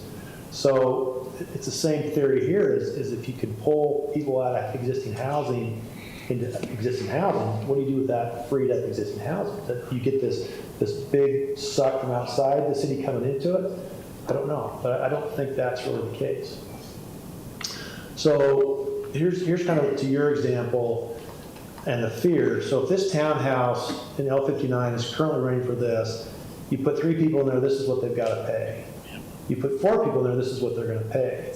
So the concern is, do they actually jap the rent and keep it at $816 per individual, whether you put 3 or 4 in there? And some of the student housing, that you can rent a bedroom. But most of the housing, you just rent the unit. So the earlier example I gave you on Zillow, that 2-bedroom unit that was rented for $1,000, they don't rent it out by the bedroom, rent it to just a unit. So if you can put 4 kids in there, 4 people, then that rent in theory goes down per person. But I think this example of housing is very different than probably what it is, because it's probably the 4 or 5 bedroom home, or the home with bedrooms in the basement that they're not renting right now because they can only have 3. Mm-hmm. So, and they often, those places do rent, by the room to specific students. I think I'm not going to speak for Jeannie, but I think that's the fear, is right now we're charging $800 a month per student per bedroom.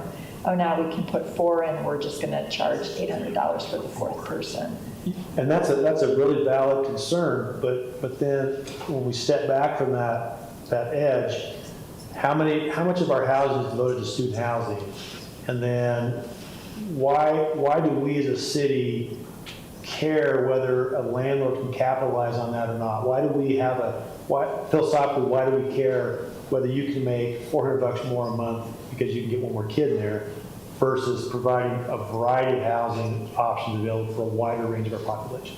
I think that what the fear I hear from citizens is now a landlord's not going to buy that house because they can't maximize their income. But if they can start to make an extra $800 a month, now the break-even point for owning a home and renting it to people makes more sense than if I can only rent to 3 people and it's unaffordable for them. And that's what I hear from people in the Adams, is if we increase the occupancy, it's going to increase the incentive for people to purchase homes strictly for rental and to operate as a business, as opposed to single-family homes, which is their desire for the neighborhood. And I don't know if that's true or not. That's a big question. But I also have a question when you talk about it as different types of housing.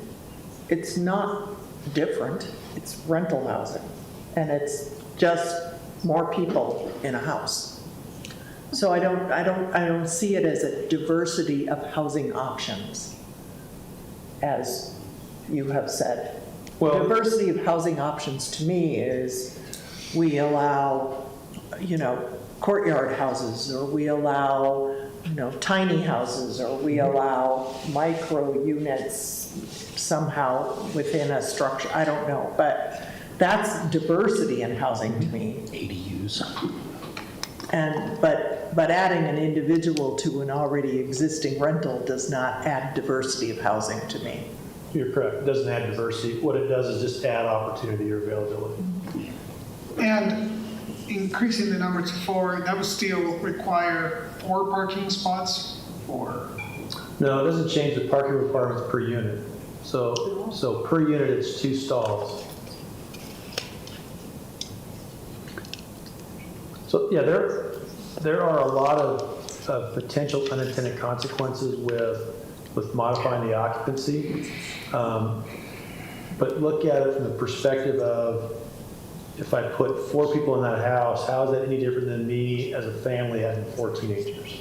I can't regulate you as a family and the number of kids you have, but I can regulate the number of unrelated people that live in the home. So I don't know if that's Because it's a business. I think that's to me, it's a business. Yeah, you're right, exactly. I'd like to weigh in on it from, instead of designing it as an economist, which we're doing in a sense, to design our community around neighborhoods and people. Mm-hmm. And what changing it from 3 to 4 turns a family house into an economic producer. Turns it into a business. It turns it into a business. So my neighbor, who is now happily living in a house that could be sold for $400,000, now with 4 unit people per that house is now worth $600,000.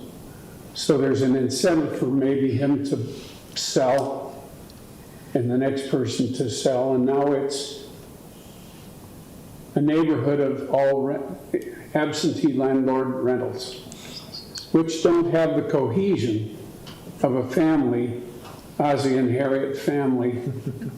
It's what we were raised with, I guess. And I worry about that because it kind of destroys what's essentially really cool about Logan, is the neighborhoods, the families that borrow sugar and tomatoes from each other and sing in the choir.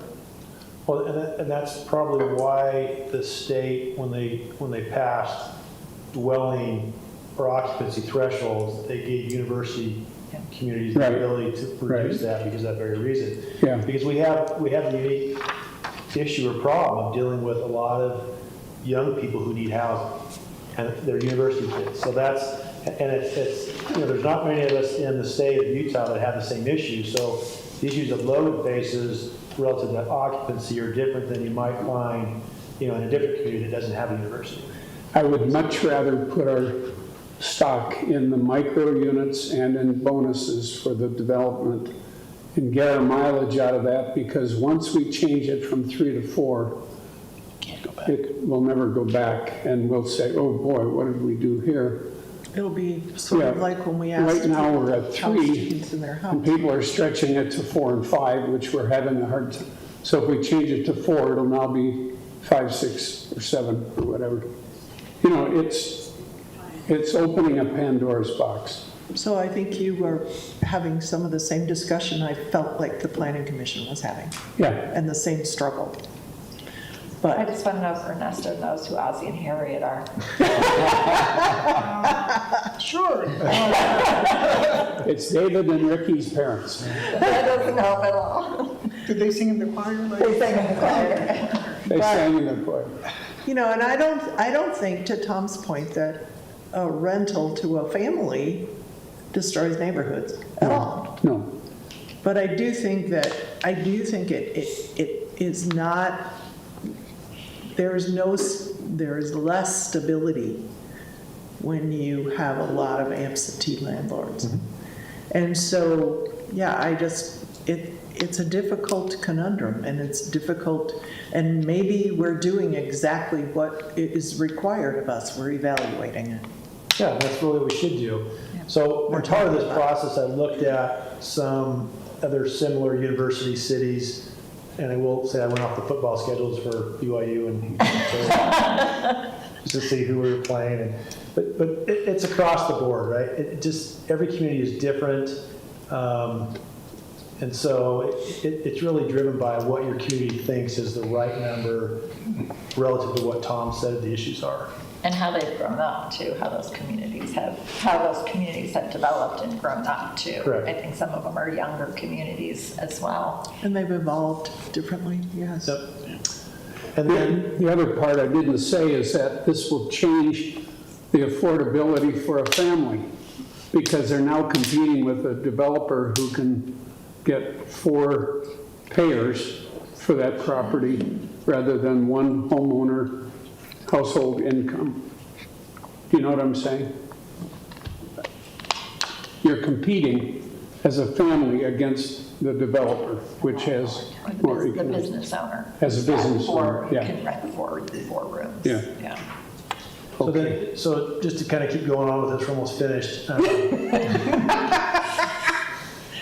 So just trying to look at what the state standard under the Utah Fair Housing Act, which is also based on the HUD Fair Housing Act. And they don't regulate occupancy per se. What they tell you is you can't limit the number of kids that live in a house. So, we're talking kids that are under the age of 18. But their general standard is when they look at occupancy, the general standard is nothing more restrictive than 2 persons per bedroom. And so the trend in this list up here, the trend in these communities is they are moving towards that as their occupancy level is 2 per bedroom, and in some cases 2 bedroom plus, whether it's 1 or 2.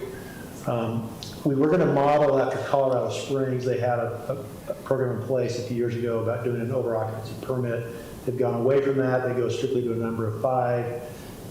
And I've had conversations with HUD attorneys about, well, is it reasonable to do a permitting system that would allow like a 5-bedroom house that had adequate parking to do like an over-occupancy permit? They said you want to avoid that, because then it becomes an issue of fairness as well as setting yourself up for problems. So they just said pick the number and go with it. Okay. So, and with that, I won't go through all these conclusions. But again, the idea that this process is to evaluate, are these changes appropriate, or are the proposed changes appropriate for this city from a regulatory perspective in trying to further modern housing. So that answers your question. So with the ADU, we were given the opportunity to have a restriction around the campus that was in the state code. With general occupancy, does that same ability exist? It has to be, it's citywide for occupancy. It can't be can't be targeted areas, correct? That's correct. It'll mess up the discrimination. Yeah, the ADU is just a different piece of legislation. Yeah. Okay, thanks. Any questions? Gene? We've had a lot. Any idea or information that could, if we increase it to 4, would it help at all with traffic on Main Street? Increase it by 25%. Negative. Would it reduce traffic? Would it bring people closer to areas that? Well, part of that question is built in with the assumption that by opening up the occupant maximum or occupancy, because you're automatically going to have this influx of people. So if you just look at it from the perspective of we've got to accommodate 5,000 people over the next 7 or 8 years, where are they going to go? So they're either going to go on the west side of town, or they're going to go internally to the city. You're going to still have traffic, but the argument that we had when we talked about the mall project, you put people, you have them live near where they can shop, dine, recreate, things like that, then in theory, the overall transportation impacts are that much less than somebody living on the west side of town driving to town. So, But we're 5,000 people, does not mean 5,000 units. no, 5,000 people means 1,700 approximately units, and that doesn't include the student population need. It's just about 700 more units. That's not that many. So I wrote down a note, track 1 and track 2, and I have no idea what I wrote that about. Are there different approvals for different things that we're looking at? No, that's No. just housing, like track 1 is if you're gonna build a house, you don't have to go through the planning commission. Right, okay. Track 1 and track 2 All are right, so planning I don't know commission. why I wrote that down. Was there something that we were changing in that? No. Okay, so, all right, Scratch that. scratch that. Thank you. Okay. Thanks, Mike. All right, thank you, Mike. Most of the traffic on Main Street is from out of Logan. Next. Next, our next workshop item is for a rezone, and it's ordinance 23-33. Tanya, thank you for. Oh, been a while, y'all. Okay.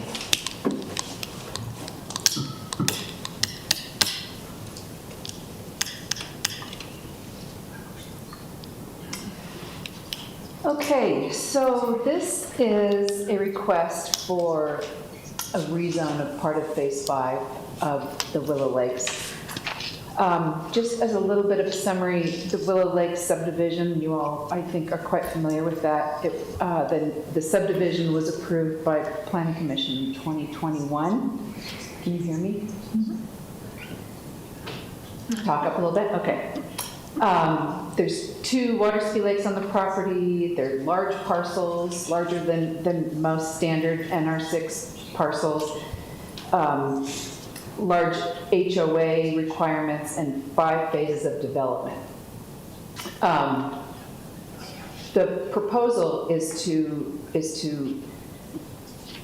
change part of a zone, zone 5 from NR6 to mixed use. That's the gist of this. Isn't it all of phase 5? It is not, and I will explain that in just a moment. Thank you. Yes, no problem. It is a portion of phase 5. So these 2 parcels, which are part of phase 5, these 2 parcels were annexed by you guys as NR6 in 2021. So now the whole entire area is NR6. This is what the Planning Commission approved in 2021. Underneath this overlay, you can kind of see where the parcels are right now. They're yellow parcels. These are, can you see that or no? I'm gonna have a better picture in a moment, but I'm here, so I thought I would mention. This line right here, and these lines are showing the whole entire parcel. Let me just keep moving forward, and then I'm gonna get to a better screen. So this is what the Planning Commission approved. And after approvals, they went through their processes, and this area right here in the lower portion was not able to be developed because of an endangered flower. So this is ultimately, minus this portion up here, ultimately what they have come up with. This lower portion is now open space. And that has now been approved by Planning Commission, this design, okay. Yeah. So that's modification and Right, approved. right, minus this area right here, which is where we're gonna get to in a moment. And the rest of my presentation, or the rest of this discussion, is gonna be based on this portion, which is phase 5. So here we are, looking at the whole development. The highlighted portion is just the subject property, and that's what we're going to be discussing. The fluff shows detached residential, and the current zoning shows NR6, like we've been discussing. And the proposal is for this section, just right here, to be rezoned to mixed use. hope the next slide is, yes, the next slide is what I was looking for. So what you're seeing in this slide is the area, which is 12.5 acres, of which they want rezoned to mixed use. They are in the process right now of getting a boundary line adjustment to change these property lines to look like the blue line. Does that answer your question, Jeannie? That's in the process right now. Well, no, I mean, but this is all of their defined phase 5, correct? It's not part of phase 5. That's correct. Yeah. It is all of it. This is phase 5, but it is, the parcels are not representing that. These parcels, this is going to be remain NR6. I know, but what I'm saying is the way they are developing the project, that piece is the 100% of what will be named phase 5. I'm sorry, I misunderstood. Yeah. Yes. Okay, this is phase thank 5. You bet. Absolutely. Okay, so I want to go back to, let's see, because I missed a really important spot here that I think will help you guys in your process. I just wanted to go over some of the numbers. So in the NR6 zone, just as a reminder, each lot is 6,000 square feet and 50-foot frontages. The Woodruff neighborhood plan shows that there are possible rezones within the Woodruff neighborhood, but this is not one of them. And I think that that's an important thing to remember. They are requesting, like I said, mixed use. That's a high concentrated area. It would allow for 20 to 30 units per acre. It allows for horizontal development and bottom floor commercial. The 12.5 acres, which is what we're looking at, would require 20,000 square feet of commercial and would permit 375 multifamily units. Now that is more than what they want, but that would be the maximum that they could have. 375? 375. The maximum height for these, for the development and the mixed use is 70 feet, which is pretty vertical, and setbacks are from 0 to 10 or 0 to 20, depending on the use. So those factors are important when you think about this. So there's scheduled to be water right south of there. This is a lake. Okay. And residential down here. Okay. Yep, you got it. Alrighty, so back to something that you've already seen, but this is phase 5, and this is the section for the rezone. Based on Before you Yes. do that, Yeah. so can you highlight for me where the access roads are for this development off of 10th then? right here. So that's the way in? This is the way in, and this road, 1400, is well underway. And that would also be an access road in? Yes. So for the commercial use of that property, how would people enter Yes. it? Here to 6 south, down There. 1400 east. Or off This is- of, or off of? Yep, this is 1100, and it comes off to 10th right there. So how does that fit? I mean, is the road entirely on the property? Is the road, because the line is over the road, or? This is, you mean the red line? Right. I don't know exactly because it is not exacted yet. They're in the process right now of the BLA. I don't know exactly what it will look like, but it'll be very similar to this. But the entire road will be on the development, correct? It is correct. So it's an internal road? Within road on the the development. entire road will be within the confines of the property line of the development? Yes, yes. Okay, In thank fact, you. it's already under construction. Yeah, this is well under construction right here.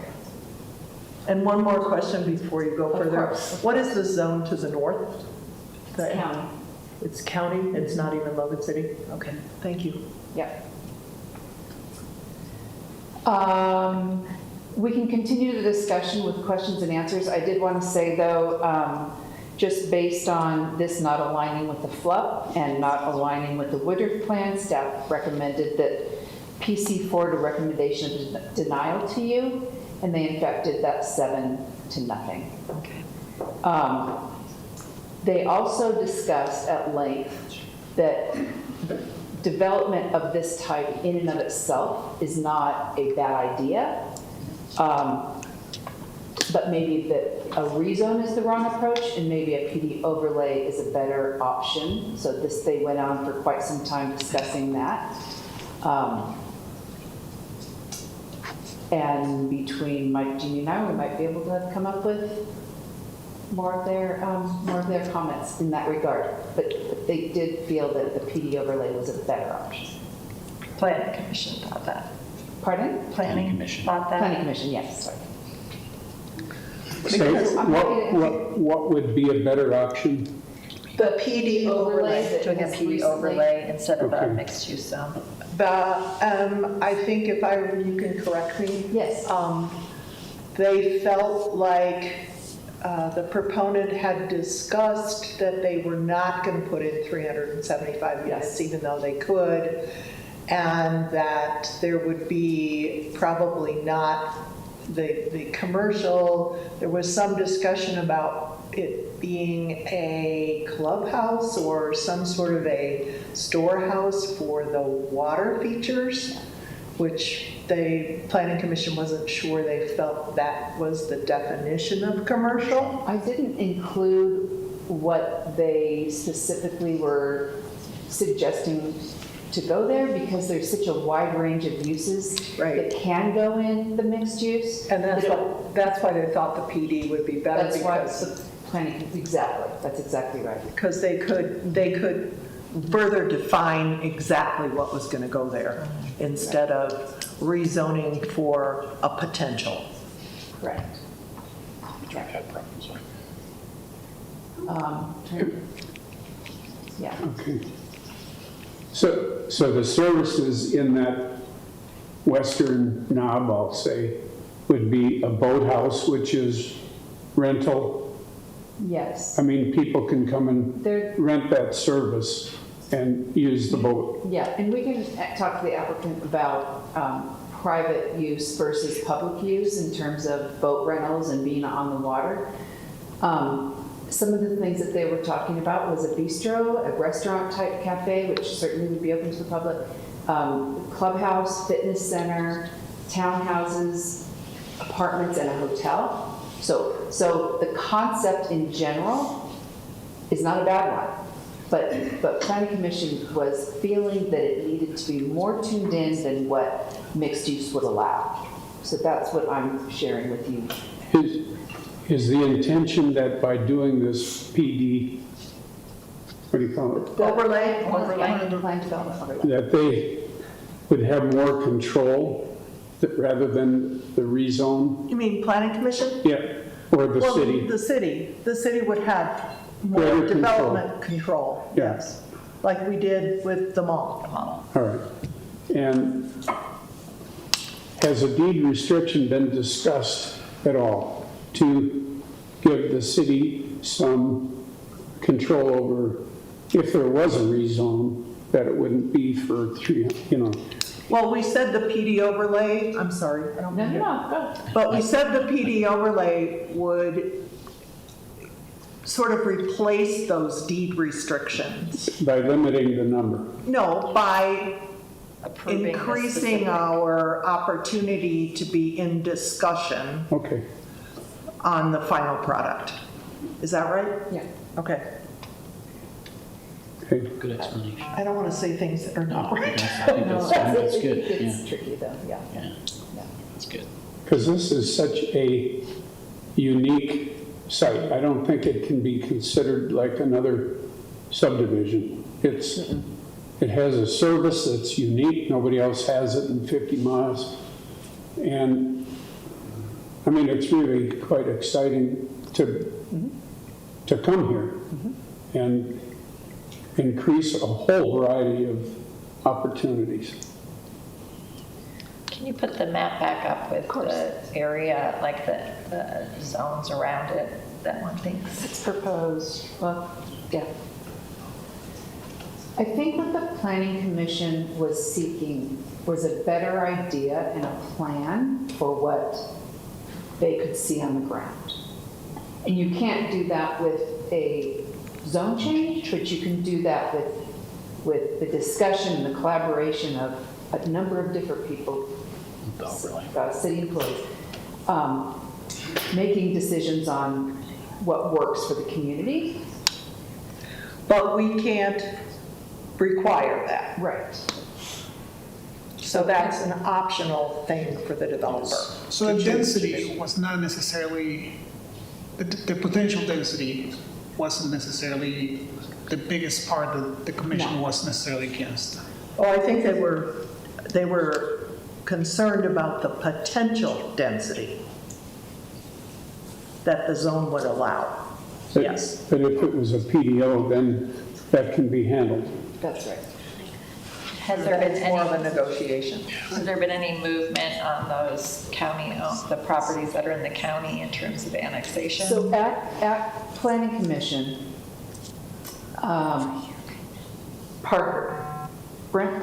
Blake Parker got up and spoke on behalf of he's an advocate for the rezone. He is The owner of property. he's the owner of this, about right like this, and he is not ready at this time, but his family owns that property, and he as well will seek a rezone to mixed use. That's what he said a month ago. If they came into the city, because right now they're in the county. He is an advocate for this zone change because he would like it as Okay, well. but I'm saying, but right now, in the county, there's no mixed-use zone possible in that spot. So that it would have to be He's not annexed. ready to do Yeah, it. he But it would would have to be annexed into Yes, Logan correct. City. Well, there's no services either. You couldn't support it. Yeah, so just clarifying that that's, yeah. But you asked if I knew anything about that, and that's, That's, okay. yeah, That's what you know. yeah. But there's no ongoing annexation request for that There property is right not now. at this time. So our decision at the public hearing will be whether to approve mixed use or not. That's correct. Okay, thank you. Could you describe the other, go back to the site plan? At the intersection of, what is that, 1100 South? Yeah. Well, that's not what's approved. Yeah, I'm going to move to this Yeah. one because this road is nearly in. This is well on its way, and this is the latest plan. So, sorry. Okay, so at the eastern end of that, is that convenience store type thing? Right here. Island market kind of thing? Right here? Yeah. Don't know. We don't know yet. It's just vacant land, but it is part of the rezone request.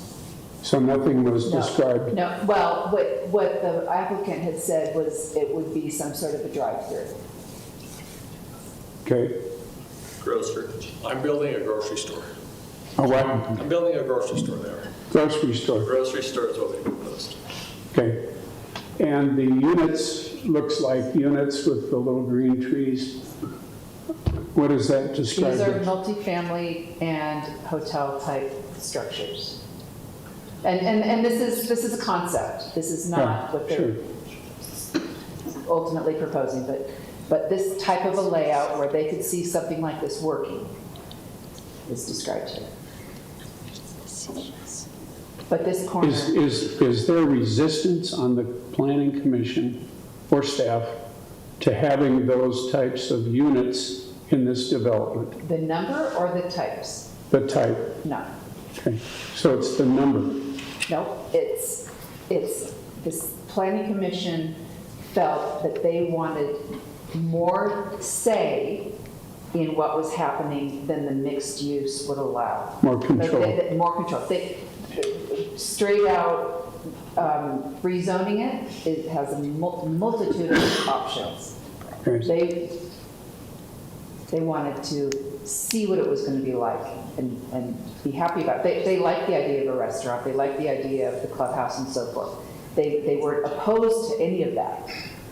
They were concerned about the freedom of the whole mixed use stuff.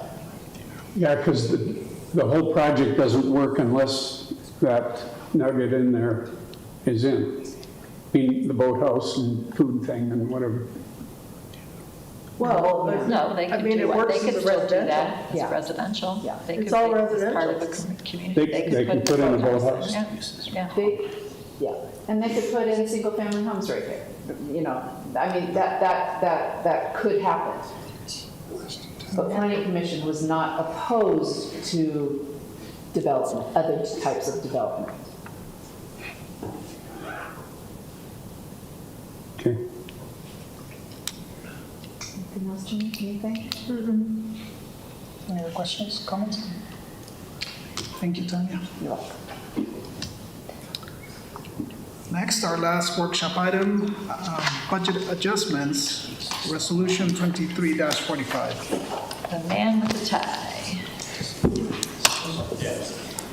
4 items to consider. First, request to appropriate $396 for Wi-Fi hotspots at the library. This is addressed in the state. $11,610 for the police department bulletproof vest partnership grant that we received past several years.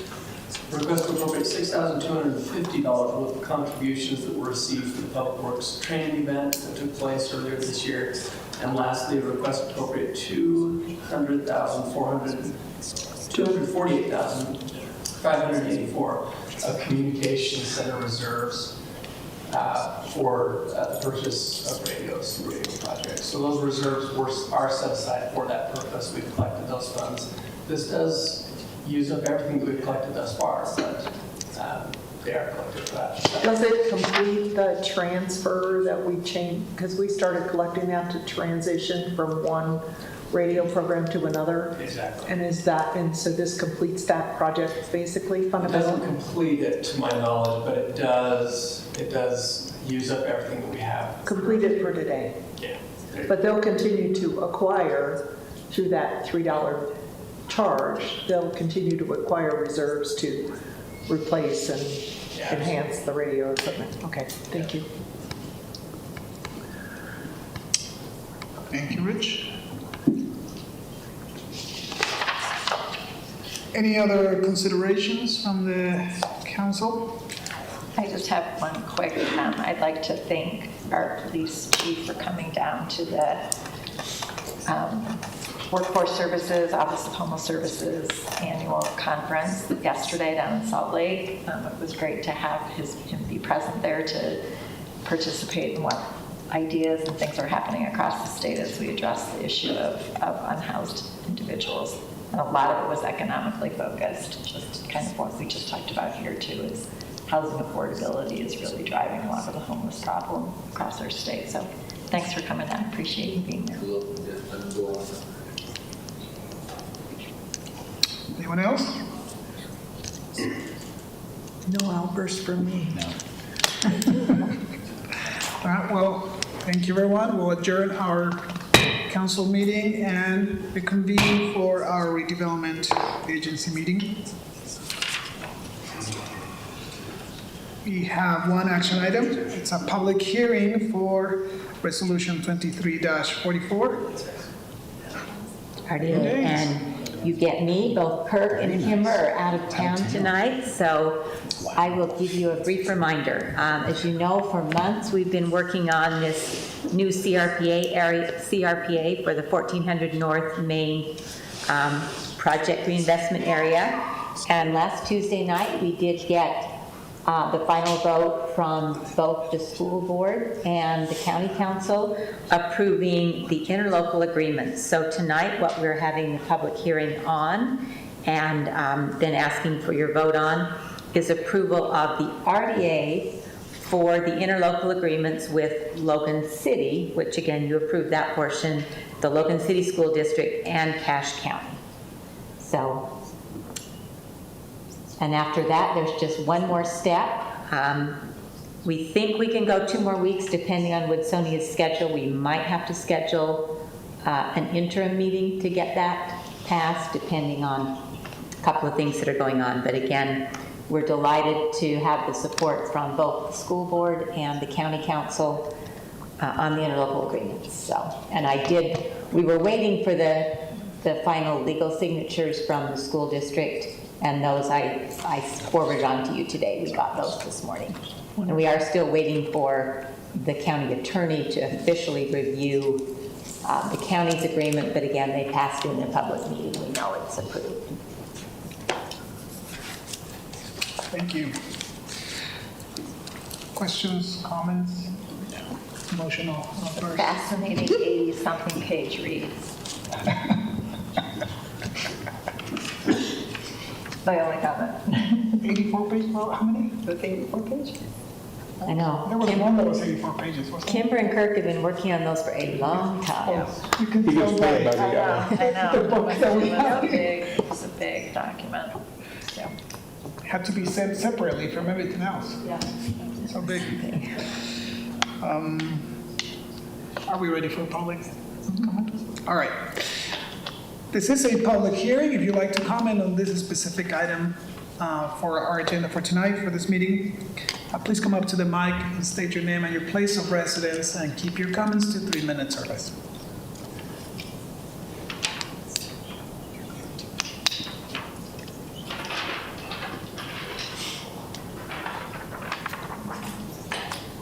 Hello, again. Hi, Kim. Dr. Gail Yost. I live on First East here in Logan.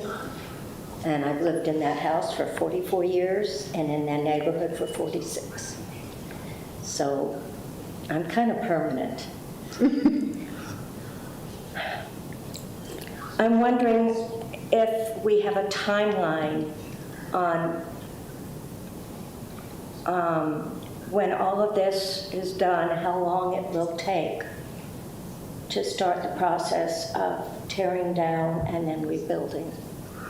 If everything gets approved as scheduled and their plans go ahead as they have indicated, it would be demolition probably beginning in March, or at least they say, you know, the first quarter of 2024, and they expect it would be a 2 to 3 year build out for the whole project. Okay. So meanwhile, how much disruption does it cause to the throughways, the roads?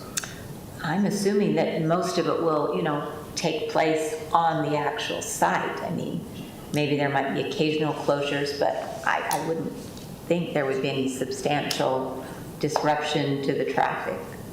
Well, I know for no substantial interruption, we go up and down First East a lot because we live there. And we have, right now we have substantial disruption because of the road work that's being done on First East, around Center, and also, thankfully, it's soon to be finished for the fire station, the new fire station, and we're happy about that fire station. But there are times when we're trying to get out of the senior center parking lot that we have a hard time getting through. And it's not just us. I mean, there are hundreds of seniors that come there every day. And so I was just wondering if there is going to be any more problem with something that is so large that it's going to interrupt a lot of traffic flow, especially on something as major as 2nd East and Main Street and 14th North, and then there's supposed to be a new road going in through 1200. Is that? Well, kind of through the middle of the development is Yeah. the public access right of way. Okay. So, I mean, eventually we anticipate there will need to be a light at 1250 and 200, and of course there would be some disruptions for that. Again, they do have a large footprint to work on. Any road closures do have to go through the city permitting process and, you know, meet MUTCD standards on how that's signed and any diversions. And, you know, there will be some, of course, as you mentioned, probably with 1250 East. And most of the time we're used to it, and sometimes though the disruption is more that a bad driver is going to try to turn left from First to East and the South onto Center Street and doesn't realize that he cannot go through the middle lane anymore until all of that just construction is finished. We can't And- fix bad drivers, I sorry. know. But I tell you, I'd like it to certainly is scary when we have some of that, because we're trying to go home, and it's not just us, it's people behind us, and the people probably turning right or going straight north are having a few questions in their mind of, what was that person thinking anyway? But I just wanted to know what we can expect for the neighborhood around there, because if there are going to be apartments there and a hotel, that might also include a lot of extra traffic in there, and that's what I'm worried about. How much traffic can we bear without it becoming a problem for just trying to get around the city from north to south and east to west? So They are just- doing a traffic study, Gail, so that they're looking at that, but the construction phase should be very self-contained, because they will stage on site, they will work on site, they won't be out on the roadway, Okay. so. May even reduce traffic because businesses will not be in business, right? Right, a little bit. Thank you, Gail. Somebody had to ask, and because we're having some issues with some of the traffic on the south side, I know that there are going to be issues with the traffic on the north side. So I asked. Oh, good, thank you. Anyone else? All right, we'll bring it back to the council. I move we approve Resolution 2340 for RDA. I'll second. Second. I'd like to amend page 4, no, just, Line 52. Funny. It's quiet. It's been moved and seconded. Who got the second, by the way? I did. Tom? All in favor, please say aye. Aye. All against, please say nay. Resolution 23-44 passes. And Hit that that is gavel. it for our meeting. Thank you, everyone. that's, Well done. I have to